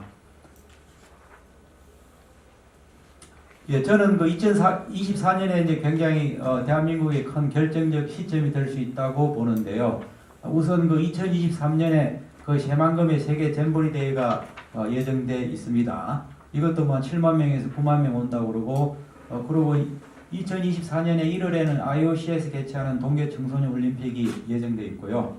그 다음에 이거 기독교의 올림픽이라고 할 수 있는 로잔느 총회 50주년이 또 2024년에 예정돼 있고 그래서 이거는 세계적인 그 메가 이슈 이벤트입니다.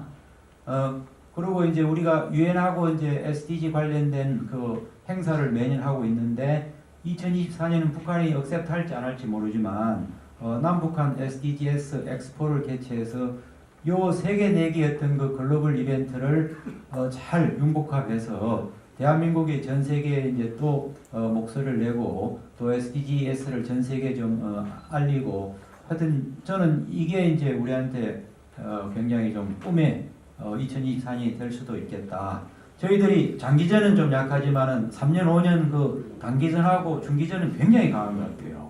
그래서 이거는 불과 이제 1년부터 이제 2, 3년 내의 일이기 때문에 또 이게 뭐 오늘 갑자기 생긴 게 아니고 지금 대한민국이 계속 준비를 해온 사안들인데 다만 이걸 서로 좀 인테그레이션 좀 할 필요가 있어요. 이게 다 연결이 되는 일들이거든요.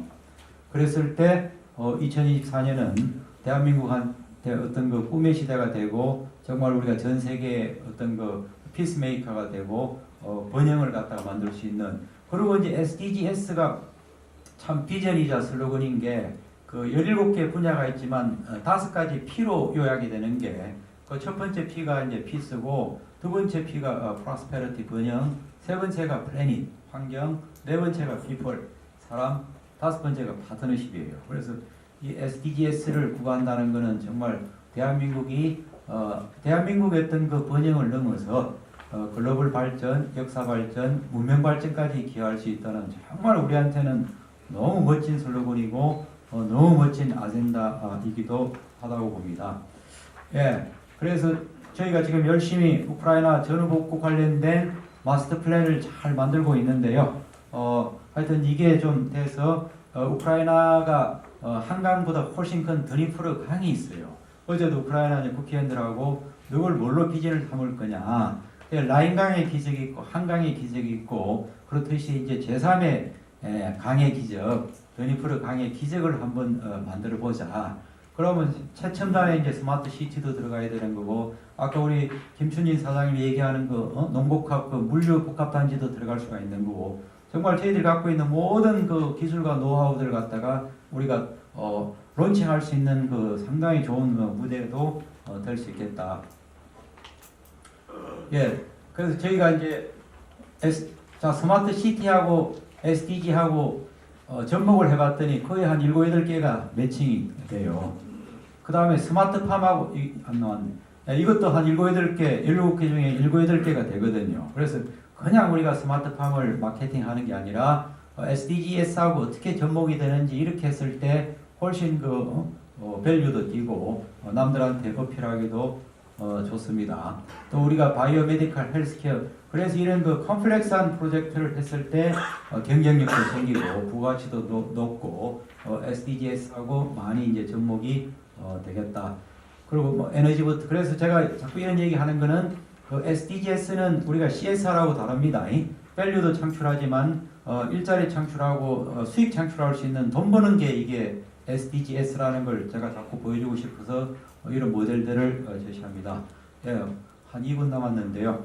그래서 저희한테는 그 SDGs에 좀 올인을 해야 된다. 그리고 SDGs를 갖다가 처음 테스트 베드는 지금 가장 큰 핫 이슈인 우크라이나가 돼야 되고 또 그 모델이 우크라이나를 넘어서 중앙아시아부터 해가지고 우리가 동북아시아까지 두만강까지 와야 된다. 예, 그리고 2024년 아까 말씀드린 그 3대 그 글로벌 메가 이벤트를 잘 엮어서 2024년을 대한민국이 가장 그 도약하는 그런 해로 삼아야 된다. 예, 그 말씀드리고 네 감사합니다. 네, 감사합니다. 그러면 두 분께서 잠깐 좀 나오셔야 될 것 같습니다. 네, 지금부터 질의응답 시간인데요. 제가 질의응답 시간마다 늘 부탁드리는데 본인 소개 시간을 포함해서 2분 안에 질문을 좀 맞추셨으면 좋겠습니다. 제가 이렇게 여러 번 부탁드려도 굉장히 오랫동안 질문하시는 분들 계신데요. 꼭 2분으로 지켜주셨으면 좋겠고요. 오늘 강연 주제에 맞춰서 두 분 어떤 분께 질문하실 건가를 먼저 말씀하시고 질문해 주셨으면 좀 효율적으로 질의응답 시간이 될 것 같습니다. 네, 질문 받겠습니다. 강의 잘 들었고요. 먼저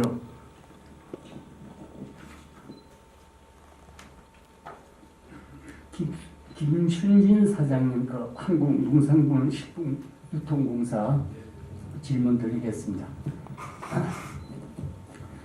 아까 강의 중에 우리나라의 거의 자금률 곡물 20%라고 말씀하셨습니다. 예. 맞으시죠? 20.2%. 유엔이 우리 발표한 건 19.3%. 예. 그런데 정말 우리나라가 그 농경지가 없어서 20%밖에 안 되는지 그걸 먼저 여쭤보고 싶습니다. 그리고 이제 그 한정된 이 농경지가 아까 우크라이나에서 100만 헥타르를 뭐 준다고 그랬다면서요. 그럴 정도로 우리의 그 경작지는 상대적으로 작은 편이죠. 그래서 거기에서 생산되는 이 곡물을 늘리려면은 저는 이모작을 그래서 논이나 이런데 가능한 작물이 있으면은 밀이라든지 또 이제 다른 이 작물들 그래서 땅을 놀리지 않고 해야 되는데 그 문제가 있어요. 문제가 어떤 문제가 있냐면은 이제 땅에서 생산되는 생산부터 소비까지의 다 질문이 있는데 이 질문을 다 하고 나서 답을 해주시면 고맙겠습니다. 먼저 김춘진 사장님께 그 한국을 동부가 식량식품 허브로 만들겠다고 말씀하셨는데 그 굉장히 어려운 일 아닌가. 그보다도 우리에게 필요한 것은 국내 식량식품의 수요만 확고하게 안정적으로 충족시키면은 그 체제만 만들면은 오히려 되지 않겠는가. 그래서 동부가 식량식품 허브를 만들로 구축하는 것과 국내 수요 충족에 확보하는 것에 상당한 차이가 있지 않겠는가. 그 말씀을 좀 드리고 싶고요. 그 다음에 이영구 전 대사님께 먼저 여쭤보 이건 뭐 질문이 아니고 제가 평소에 생각하는 건데 우리나라 정도의 수준이 발전 수준이 우리나라 정도 되면서 외교 안보 문제에 있어서 여야가 대립을 하고 있는 달리 다른 입장을 취하고 있는 이런 나라는 선진국 중에서는 좀체 없는 목소리를 내고 같은 입장을 취하고 정권이 바뀌더라도 그 기존은 바뀌. 근데 이걸 해결하는 데 있어서 제 생각은 정치학계와 외교학계가 좀 노력을 해야 되지 않는가. 우리 경제학계에서는 정부에 대한 정부의 경제적 세계에 대해서 비판을 많이 하는데 경제학계에 대해서는 정치학계나 외교학계는 정치권에 대한 비판이 상당히 적은 거예요. 거의 없는 거 아닌가. 이런 생각이 들어서 정치 외교학계가 나서서 우리나라 외교 안보 문제에서 정치권의 대립을 한 목소리를 내도록 그렇게 만들어야 할 거 아닌가. 평소에 그렇게 생각하고 있습니다. 그 다음에 이거 좀 엉뚱한 생각인지 모르겠지만 우크라이나 사태에서 우크라이나가 러시아를 이기기 위해서는 우크라이나가 전 세계 젊은 사람들 대상으로 해서 지원 비용을 모집한 것은 어떻습니까? 존경하는 박 교수님께서 좋은 질문해 주셨습니다. 저도 국내의 식량 안보와 역시 내국인에게 식품을 공급하는 것이 무엇보다도 우선돼야 된다고 봅니다. 그런데 이것은 따로따로 있는 것이 저는 아니라고 생각해요. 같이 불려가는 거예요. 그러니까 우리가 어차피 국내 생산할 수 있는 그러한 농수산물은 작습니다. 신선 농산물이 아까 말씀하신 대로 작아요. 영토가 작기 때문에 인구는 많고 그러면은 예를 들어서 라면을 작년에 6억 7천만 불을 어찌 수출을 했어요. 그런데 우리나라 밀 하나도 안 들어갑니다. 우리나라의 팜유 하나도 안 들어갑니다. 그런데 우리나라 사람들이 그 라면도 먹고 또 그렇게 수출해서 일자리도 창출하고 부도 얻는 거죠. 그래서 우리가 가공식품 쪽에 이게 얼마든지 저는 가능성이 있다. 우리가 대한민국이 온대 지방에 위치했잖아요. 그 다양성이 극치입니다. 그리고 반도예요. 그리고 한 곳에서 반만 년 이상 살았어요. 발효식품의 보고입니다. 그리고 집집마다 전부 다 김치 뭐 모든 게 다 이 장맛도 다 다르죠. 그래서 대한민국의 교육이 이나마 우리가 이렇게 창의성을 가지고 대한민국이 원천기술 이렇게 나아가는 것은 우리나라의 제도권 교육보다 어머니 할머니들이 밥상에서 한 그런 창의적인 교육, 다양성이 극치입니다. 여기에서 우리의 젊은이들이 창의성을 배우고 저는 전 세계에 이렇게 힘차게 뻗어나가는 원동력이 됐다고 합니다. 그래서 대한민국의 이런 식생활 문화는 어느 세계에 내놔도 이건 빠지지 않는다. 그리고 우리의 이런 문화를 외국의 전 세계 시장에다가 알리고 이렇게 하게 되면 가능성이 저는 무궁무진하다고 봅니다. 제가 저 미국에 워싱턴 DC에 6월 28일 날 김치데이를 통과시켰어요. 그러니까 대한민국의 치즈데이 만드는 거하고 똑같죠. 여기 서울에 치즈데이 만들 수 없잖아요. 짜장면데이 못 만들잖아요. 그런데 미국 수도에 김치데이를 만장일치로 만들었어요. 의원 전원의 서명을 받아서 발의해가지고 만들었어요. 그래서 우리가 이 생각을 하면은 중국이 파오차이다에 그래서 자기네를 거라고 그러고 또 일본은 기무치라고 그래서 자기네를 거라고 그러고 심지어 손흥민까지 자기 나라 후계라고 그러고 뭐 이 판소리도 자기네를 거라고 그러고 이런 판에 우리의 K푸드의 자존심이 김치다. 그래서 캘리포니아 주에 작년에 8월 달에 김치데이를 만들고 뉴욕주에 만들고 버지니아주에 만들고 그렇게 해서 우리가 어떻게 생각하고 어떻게 하느냐에 따라서 저는 우리 전 세계 지구인이 사랑하는 K푸드 산업을 육성시킬 수 있다. 이것이 대한민국 미래의 먹거리 보고가 된다. 저는 확신합니다. 이게 이런 틀만 기본적으로 만들어주고 하면은 얼마든지 가능해요. 제가 작년에 우리가 물류가 굉장히 어려운 가운데서 예체 메모가 MOU 체결할 때 265TU를 할당을 받았어요. 그 다음에 칼하고 협상을 해도 물류비도 싸게 하고 그래서 우리 농산식품을 딸기니 뭐 샤인머스켓 수출해서 작년에 사상 최초로 100억 달러 수출을 돌파했어요. 그래서 제가 와가지고 야 이거 1000억 달러 목표로 해라. 1000억 불이 앞으로 대한민국은 1000억 불 시대로 나아간다 했더니 우리 직원들이 도저히 안 되겠어요. 이거 그래가지고 300억 불로 한다. 일본이 우리하고 비슷한데 500억 불로 하고 있는 거야. 그래서 제가 야 모든 행사에서 1000억 달러 시대로 가자고 힘차게 하는 거지. 그래서 기한을 안 쓰면 되지 않느냐. 또 이제 최근에는 뭘 조건을 걸면 된다. 이거 식량 한번 이 콤비나트 이렇게 시설을 여기 해주면은 이거 충분히 가능하다. 이거 안 해줘서 못한 거 아니냐.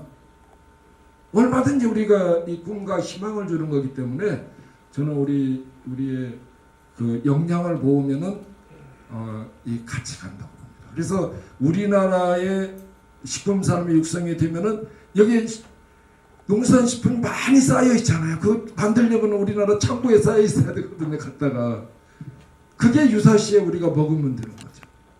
유사시에 그걸 먹으면 되는 거죠. 그래서 국내 안보와 우리 식품산업 육성시키는 것은 양날개와 같다. 답이 됐는지 모르겠습니다. 네, 이양구 대사님께 질문하실 분 우선적으로 질문해 주시죠. 네, 저 가운데 분.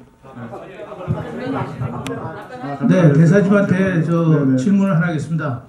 아니요, 잠깐만요. 네네. 예. 그 초당적인 그 외교안보 위해서는요, 물론 그 학회도 굉장히 중요한 것 같고요. 그리고 아까 말씀드린 대로 이 국민의 어떤 그 국제 정치에 대한 이해와 공감대가 있어야 될 것 같아요. 결국 정치인도 여론 갖고 이제 좌지우지하지 않습니까? 그래서 학회하고 우리 국민들 그리고 이제 그 러시아 같은 경우는 이 국가안보 독트린은 그 헌법상으로 만들게 돼 있어요. 그걸 만들어 놓고 5년이 됐던 주기적으로 이제 그 수정 보완을 하고 또 이제 군사 독트린이 있고 정보 독트린이 있고 외교는 외교 컨셉이라는 게 있거든요. 그래서 저희들도 이제 좀 여야가 모여가지고 그런 핵심적인 좀 문서를 만들어서 적절하게 이제 일관성 있게 추진하면서 뭐 시기에 따라서 적정하게 이제 수정 보완해 가면은 큰 틀에 이제 그 흔들림은 없을 것 같고요. 그리고 이제 뭐 전 세계 했던 그 지원병 말씀하셨는데 그 이번에 이제 푸틴 대통령이 예상 못한 것 중에 하나가 SNS하고 미디어입니다. 그래서 지금 우리 그 MZ 세대들은 뭐 국경을 초월해 가지고 굉장히 가치가 비슷한데요. 그 푸틴 대통령이 가장 큰 실수는 그 MZ 세대의 그 핵심 가치를 건드린 거거든요. 그 자유에 대한 거, 공정에 대한 거, 정의에 대한 거. 그래서 전 세계에서 뭐 반 러시아 데모, 반전 데모, 친 우크라이나 데모가 엄청나게 일어났고 또 한 2만 명 넘는 분들이 말씀하신 대로 전 세계에서 이제 우크라이나로 그 볼런티어로 자유를 위해서 우크라이나를 위해서 싸우겠다. 이제 그런 움직임이 있었고요. 그러나 이제 우크라이나의 딜레마는 너무 싸움을 잘해도 안 됩니다. 그래 뿌리면 러시아가 더 이제 그 좀 잔인한 방법으로 더 극단적인 방법을 동원하기 때문에 적절하게 러시아 체면을 세워주면서 그래서 굉장히 이게 좀 상당히 고동수학이거든요. 그리고 우리가 러시아가 너무 왕따되고 고립되고 러시아가 너무 망가지면은 안 좋단 말이죠. 그 결국은 그보다 더 큰 거는 이제 우리가 이제 중국의 견제인데 러시아도 이제 어쨌거나 이제 유라시아의 이제 세력 균형에 건설적인 역할을 담당해야 되기 때문에 너무 망가진 러시아, 너무 고립된 러시아는 바람직하지 않은데 다만 이번 전쟁을 통해서 러시아의 약점 이런 걸 깨달았기 때문에 저는 러시아도 많은 그 자성을 할 거라고 봐요. 그런 차원에서 너무 압도적으로 이겨도 안 되고 또 너무 지금 같은 그 야생에 또 넘치는 러시아가 남아도 안 되고 그래서 저는 이걸 갖다가 처음에는 이제 푸틴의 전쟁이지 러시아의 전쟁이 아니었는데 생각보다 러시아가 너무 이제 절전을 하고 서방에서 우크라이나에 대한 지원이 강화되다 보니까 이게 이제 러시아의 전쟁으로 되는 거거든요. 그래서 뭐 지원병은 전 세계의 그 MZ 세대들은 이미 여기에 대해서는 뭐 상당히 공감대가 있고 미들 파워 외교라는 거는 그 한때 인도가 이제 비동맹 그 외교의 이제 그 하나의 그 맹주가 됐지 않습니까? 그래서 이제 지금은 저희도 이제 일종의 이제 미들 파워 간의 하나의 그런 그 동맹이 필요하다. 왜냐하면 너무 지금 국제 정치를 갖다가 미국, 러시아, 중국 이 극소수였던 그 제국들이 좌지우지하는 거는 상당히 바람직하지 않단 말이죠. 그리고 우리나라는 그 믹타라는 거 이미 그게 한 10년 정도 그 멕시코, 인도네시아, 터키 이렇게 믹타라는 그 약간의 그 미니 중진국 외교를 갖다가 지금 해온 경험이 있거든요. 잘 되면 국회의장 그 믹타 회의도 있고 또 민간 차원의 포럼도 있고 또 외교장관의 협의체도 있고 하여튼 뭐 우선은 전 세계 이제 중진국들이 좀 뭉쳐가지고 뭐 강대국이 잘못하고 있는 것에 대해서 좀 중간 역할을 좀 제대로 해주고 국제 정치를 강대국이 좌지우지하는 그런 문명이 맺혀서는 안 되는 또 우리가 이제 속한 게 중견국이고 또 전 세계 이제 중견국을 규합하면은 70개가 넘습니다. 그래서 우리는 이미 믹타가 있고 피포지라는 게 그 플랫폼이 있기 때문에 차제 이걸 좀 우리가 더 주도적인 역할을 좀 해서 중진국의 목소리를 좀 내서 국제 질서를 좀 건설적인 역할을 하는 그런 그 레버리지가 꼭 있으면 좋겠습니다. 예. 그 각국에는 이제 부패 지수라는 게 있다고 그러는데요. 그 러시아가 그 가장 부패 지수가 좀 높은 축이고 그 다음에가 이제 그 한 서너 단계 앞에서 우크라이나도 그 사실 부패 지수가 높고 그리고 지금 미국이나 각국 그 서방에서 지금 하는 그 각국 신형 무기들이 지금 폴란드를 통해서 러시아로 우크라이나로 가는데 중간에 이제 그런 무기들이 그 또는 어떤 그 IS라든가 이런 쪽으로 좀 밀수출이라든가 그런 게 지금 외신에서 있는데 지금 이제 요 다음에 종전이 되고 마샬 플랜 같은 걸 한다 그랬을 때 과연 우크라이나에 그렇게 많은 지원을 했을 때 그게 과연 그 국가의 또 어떤 특권층들한테 그런 그 현세와 같은 거 부패해졌을 때 과연 대사님 모시기에 과연 우크라이나가 뭐 대한민국을 어떤 그 본보기로 한다는데 과연 될 것 같은지를 좀 궁금합니다. 러시아 빌미도 있지만 러시아를 갖다가 그 뭐라 그럴까 러시아가 이제 침공할 수 있는 그 명분을 준 그건 우크라이나 잘못도 있거든요. 그 중에 하나가 뭐 말씀하신 대로 부정부패도 있고 정경유착도 있고 투명하지 못한 법과 제도 그런 것도 이제 충분히 있었죠. 근데 이번에 이제 우크라이나 전쟁을 통해서 우크라이나 사람들이 이제 정체성을 확실하게 명확히 한 것 같아요. 그래서 이 사람들이 이제 첫 번째 반응은 설마 러시아가 그렇게 전면전까지 할 줄 몰랐다는 거. 두 번째 이제 자기들이 이제 정체성을 깨달았다는 거. 그거는 이제 자유민주주의죠. 그리고 세 번째 자기들이 러시아한테 군사적으로 이길 수는 없기 때문에 러시아보다 잘 사는 나라가 되는 게 제일 좋은 복수다. 그리고 이제 최근에 이제 서방에서 루가노 쓰는 그 7개 이제 그 항목 중에 하나가 투명성이에요. 그래서 이제 우크라이나 사람들도 뭐 충분한 자성이 되었고 또 어쨌거나 서방에서 이제 많은 재원들이 들어가기 때문에 우크라이나 마음대로 함부로 할 수 없는 그런 구조가 돼서 저는 뭐 과거하고는 뭐 부정부패가 없다 할 수는 없지만 상당히 그 투명하게 이루어질 거로 보고요. 그리고 그 정도 우크라이나 지원해도 저는 우크라이나는 굉장히 그걸 잘 화답할 수 있는 나라라고 보는 게요. 우크라이나 이번에 보셨지만은 정말 전 국민들이 이게 자유에 대한 권위주의에 대항하는 이런 그걸 소셜 디펜스라고 그러더라고요. 군사력도 훌륭하지만 국민들이 힘을 합쳐가지고 러시아의 어떤 그 침략에 맞서는 그래서 아프간하고도 다르고 다르거든요. 그리고 그 사람들이 뭐 노벨상만 해도 10명 이상 받은 나라고 굉장히 70% 이상이 대졸이고 그리고 EU하고 이제 자유무역 협정이라는 거 해서 어마어마한 시장도 있고 인건비는 너무 착해요. 300불에서 500불 미만이고 그래서 저는 우크라이나는 정말 싹 수 있는 나라고 과학기술도 있고 인적 자원 좋고 정신 자세도 됐기 때문에 굉장히 빨리 클 수 있는 나라다. 그래서 남들이 이게 10년 걸릴지 뭐 그건 모르지만 대한민국에 가면 아마 10년 걸릴 거 1년에 갈 겁니다. 그래서 진짜 그거는 확신합니다. 네. 김초진 사장님은 초선 때부터 뵙던 분이고 근데 깜짝 놀랐습니다. 작년 3월인가 취임하셨는데 완전히 이쪽에 전문가가 되셨어요. 그리고 그 이양구 대사님은 올 우크라이나 터질 때부터 여러 번 전화하면서 이게 결코 남의 나라 얘기가 아니다. 대한민국에서도 여기서 정말 중요한 역할을 하고 치밀한 전략이 필요하고 두 분 다 이렇게 강의한 중에 공통적인 게 몇 가지가 있더라고요. 위기가 기회다예요. 위기가. 그리고 대한민국이 지정학적인 측면에서 보면 누군가 얘기하잖아요. 고래 싸움에 새우등 터지는 게 아니라 고래가 되고 있어요. 그래서 미국이나 중국이 오히려 한국에 손을 내미는 그것은 우리에게 조금 더 치밀한 전략과 전술이 필요하고 그리고 그 SDG 얘기하셨잖아요.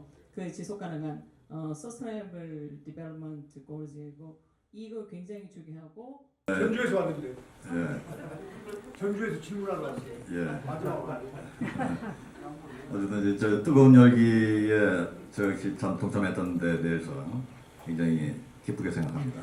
그리고 마지막 그 질문 기회를 주신 우리 사회자님과 또 오늘 이 자리에 이렇게 불러주신 우리 정운찬 총리님께 감사의 말씀을 또 드리겠습니다. 사실 우리 김춘진 사장님의 이 주제는 아무리 강조해도 뭐 부족함이 없을 정도의 아주 엄청난 중요한 주제임에 틀림이 없고 나중에 기회가 되면 제가 따로 질문을 드리겠고요. 오늘 이 자리에는 지금 제가 보기에는 현안적으로 굉장히 중요하다고 보기 때문에 우크라이나 사태 그 대응 전략 사실은 이한구 대사님께서 시간이 별로 없으셔서 하시고 싶은 말씀이 굉장히 많았을 텐데 너무 압축해서 모든 걸 광범위하게 말씀하시느라고 그냥 초스피드로 가셔서 그 좀 주제의 그 원점이 좀 흐릿했던 것이 아닌가 하는 아쉬움이 있고요. 제가 질문을 좀 드리겠습니다. 저는 KBS 남북예창 스타트 팀장을 했었고요. 한 30년 넘게 저도 이 동북아 관계 일을 쭉 해왔습니다. 지금 현재는 대한언론인 총연합회 회장을 맡고 있고요. 그 우크라이나 사태라는 것이 사실 먼 나라의 그 뭐 강대국 패권에 대한 전쟁이다 이렇게 하는 인식이 강합니다만은 사실 벌써 저는 이걸 계기로 이 남북 관계에 굉장히 다가와 있다. 이거야말로 사실 위기 중의 위기다. 저는 그렇게 인식을 하고 있습니다. 뭐 우리 이 대사님 더 너무나 잘 아실 텐데 이게 단순하게 러시아와 우크라이나 싸움이 아니고 이미 세계 패권을 가진 문제고 신냉전 체제로의 급속한 전환이고, 그러면 자연스럽게 이미 러시아와 중국과 북한 문제와 또 나가서 중동의 이란을 합친 어쨌든 그 부공산권 내지는 미국에 대응하는 세력과 패권 경쟁은 우리가 할 수 있는 일이 아닌데, 우리가 할 수 있는 일은 이번에 우크라이나 사태 통해서 가장 큰 거 보여준 게 뭐냐면 소위 말하면 그 소셜 디펜스예요. 이 국민의 어떤 정신 전력, 그 러시아에 대해서 우리가 반드시 나라를 지키겠다는 이 결기, 이게 굉장히 중요했거든요. 그래서 저도 이제 우리나라 지난번에도 뭐 통일부 장관님하고 이제 간담회 할 때 우리가 안보의 모랄 해저드가 너무 심해요. 예, 우리가 북한보다 GDP 100배 높다고 우리가 당연히 북한은 상대가 아니라고 생각하는데 그런 거 이제 우리가 스스로 이제 그 착시 현상에 빠지면 안 된다. 그래서 우리 어떤 그 안보에 대한 모랄 해저드를 다시 한번 다잡고, 아까 말씀드린 대로 외교 안보도 초당적으로 해야 되고, 그걸 위해서는 범국민적인 그 공감대도 있어야 되고, 우리가 국제 문제에 대해서 좀 잘 이해하는 게 굉장히 중요한 거고요. 그리고 지금 같이 이제 진영 대립이 이제 본격화 되면 저희들이 그 줄타기하고 양다리 걸치는 거 이거 하면 안 됩니다. 그러다 보면 정말 우리는 그 아무도 이제 박쥐 같은 그 꼴이 되기 때문에 그렇게 선택을 해야 되는 순간에는 우리가 이제 그 자유민주주의, 그 다음에 시장경제, 인류의 보편적 가치, 결국 그걸 위해서 우리가 이제 역사 발전돼 갖고 문명 발전이고, 지금 러시아 같은 시나리오가 성공해버리면 그 다음에 이제 중국이 이제 또 끌떡거리고 나설 테고, 북한도 또 나설 테고, 말씀하신 대로 이거는 바로 우리 문제예요. 우크라이나는 러시아 하나만 상대하면 되지만 우리는 2+1인 거거든요. 그래서 이런 차원에서 이거는 우리 문제다. 그리고 자유민주주의, 시장경제, 인류의 보편적 가치를 지키는 거는 이게 이제 글로벌 발전이고 역사 발전이고 문명 발전이라는 것 때문에 저희들은 이게 대해서 굉장히 좀 이렇게 심각하게 봐야 되고, 우리 어떤 그 안보의 모랄 해저드가 어떻게 돼 있는지, 그리고 이제 양다리 걸치고 국익이고 뭐 이런 거에 대해서 우리가 그런 데 현혹되면 안 된다. 가치도 국익의 핵심이거든요. 가치하고 국익하고 자꾸 이렇게 분리하는 거는 굉장히 그 아마추어적인 생각이잖아요. 그죠? 지금 ESG니 이런 게 다 그 가치 경영이잖아요. 그죠? 그 가치 경영이 잘 됐을 때 기업 수익도 높아지기 때문에, 자, 우리가 이 가치는 국익의 핵심 이익 중에 하나라는 거. 그래서 나는 우리의 정체성에 좀 확고한 그런 좀 줏대 있는 외교. 자, 그랬을 때 오히려 미국, 아니 중국, 러시아, 북한이 우리를 함부로 하지 못할 겁니다. 예. 네, 그러면 질문하시는 간단히 하겠습니다. 저는 그 전주에서 왔는데요. 제가 그 MBC에 칭찬합시다. 그 아이디어 제안자 김종선입니다. 우리 고향에서는 다시 국회의원으로 돌아오시기를 바라고 있습니다. 오실 겁니까? 이것이 질문이고요. 그 다음에 우리 이한구 대사님께 여쭙겠습니다. 우크라이나 전쟁 누가 이깁니까? 언제 끝납니까? 이상입니다.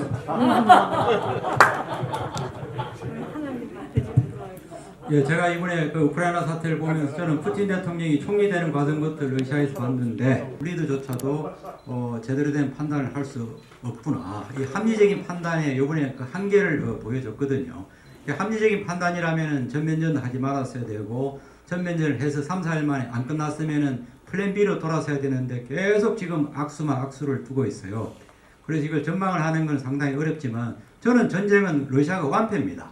예, 이미 외교적으로도 완패고 군사적으로도 완패고 뭐 여론전에서도 완패고, 그래서 이미 큰 전쟁은 끝났어요. 우리도 이제 6.25 때 이제 그 한 6개월인가 한 1년인가 그 핫하게 하고 나머지는 고시전으로 갔거든요.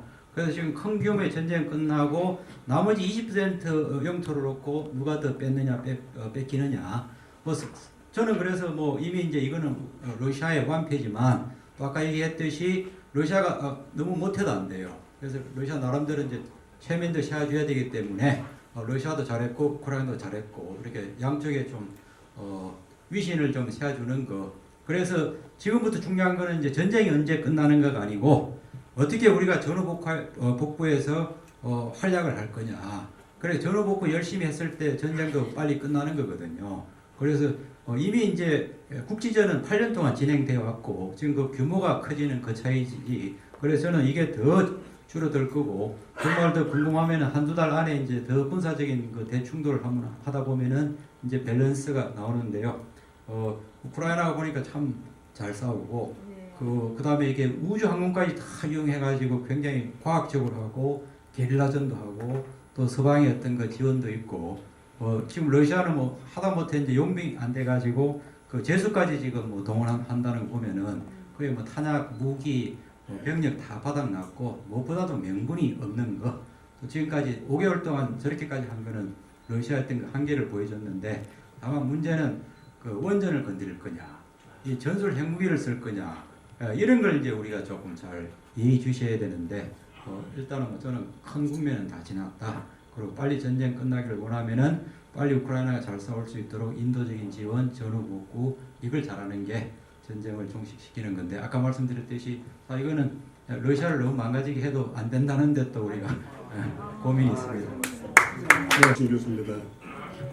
아까 이 대사님 말씀 듣고 그 우크라이나가 93년인가 독립하고 난 다음에 93년인가 핵무기를 갖다 다 소련으로 넘기지 않았습니까?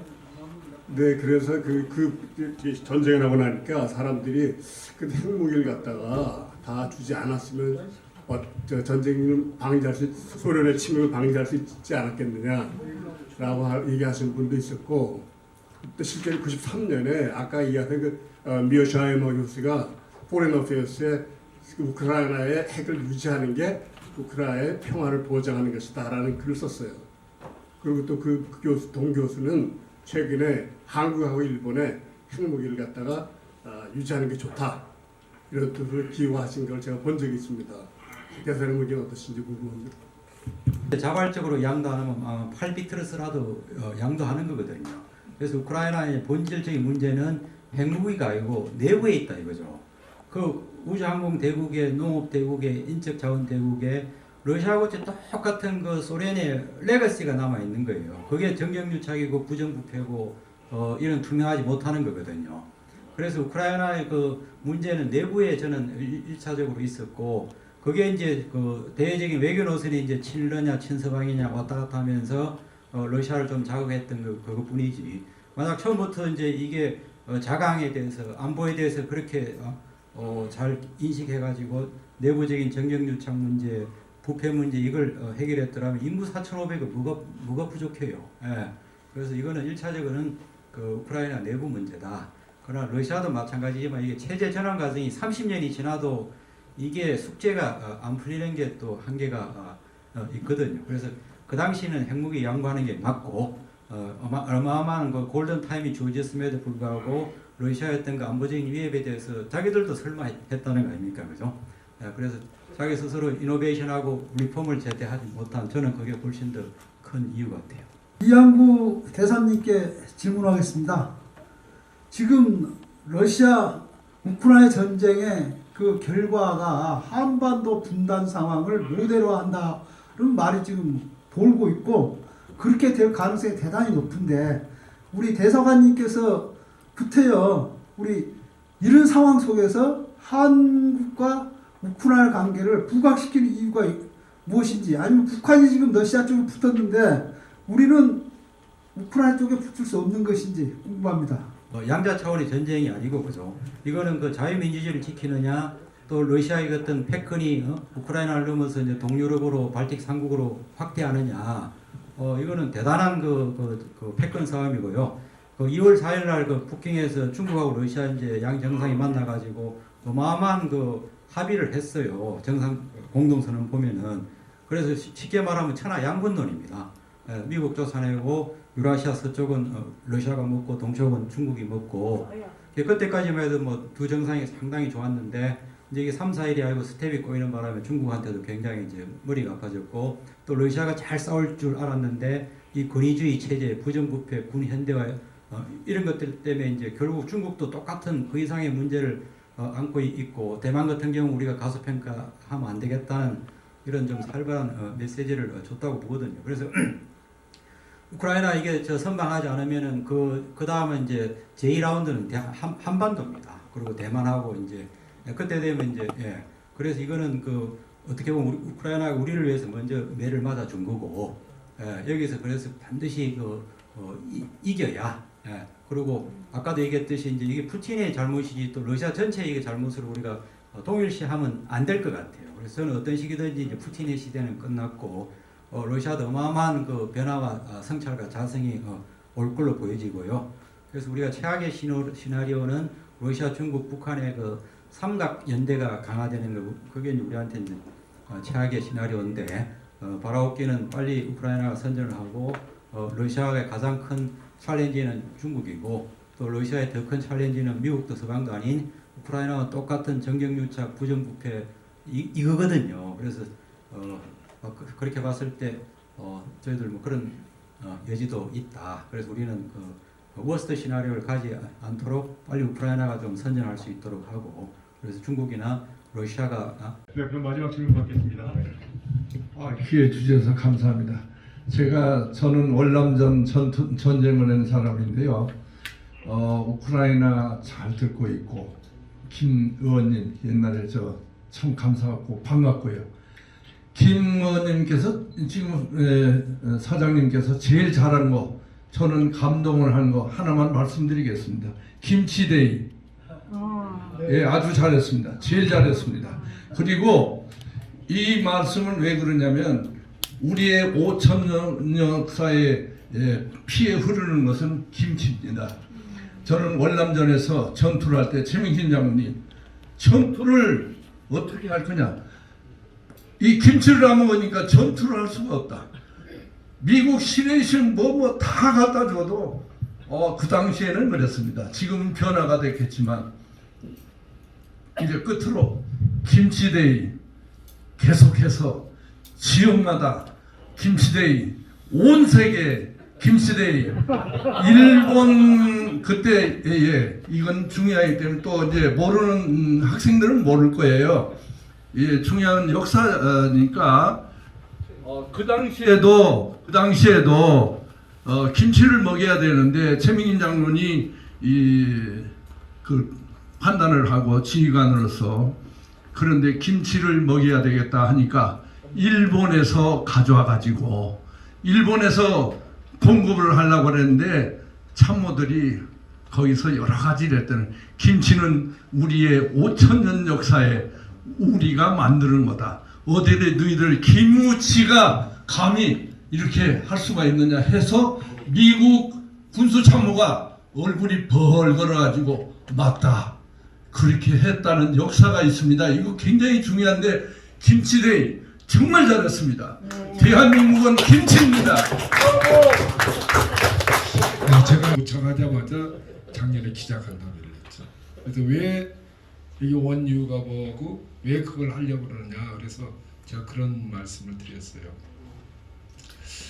자, 우리 중국이 파고차이라고 그래서 자기네 거라고 하는데 중국 교민이 1,000만 명이다. 우리 대한민국의 유권 미국의 교민이 143만입니다. 유권자.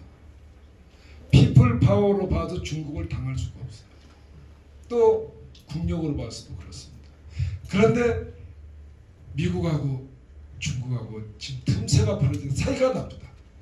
이때 아니면 영원히 못한다. 이때 아니면 못한다. 왜? 의원들은 표를 먹고 사는 사람들이기 때문에 그걸 할 수가 없는 거죠. 또 일본 세력들도 있고. 그래서 걱정을 제가 많이 하면서 우리 교민들한테 한마음한 뜻으로 모아달라. 지금 저도 마찬가지라고 보는데 우리 한반도의 문제를 우리가 힘을 합하지 않으면은 내부의 분열이라면 절대로 우리 이길 수 없어요. 그리고 우리가 함께 화합하고 하나로 갑니다. 그랬을 때 다른 사람들이 까부지 못해. 예전에 우리가 1905년에 가스라 테프트 미락 때도 한반도의 문제를 일본과 미국이 동단했잖아요. 필리핀은 미국, 우리 한반도는 일본. 우리가 모르는 사이에 동단하는 거죠. 그래서 저는 글쎄 생각이 좀 다른데 우리가 대화를 통해서 우리의 문제를 우리 한민족이 해결할 수 있는 주도권을 가질 때 우리가 국제사회에서 중심을 잡을 수 있는 국가가 된다. 그래서 뭐 그런 말씀을 드리고 싶습니다. 마지막 안 해도 될까요? 네. 장시간 좋은 강연과 답변해 주신 두 분께 큰 박수로 네, 부탁드립니다. 네. 그러면 마무리하면서요. 제가 두 가지 안내 말씀드리겠습니다. 하나는 오늘도 저희가 샌드위치를 준비했는데요. 나가실 때 받아가시면 될 것 같고요. 그다음에 저희가 폭염으로 8월에는 포럼을 쉽니다. 9월 달에 뵙겠습니다. 네, 감사합니다.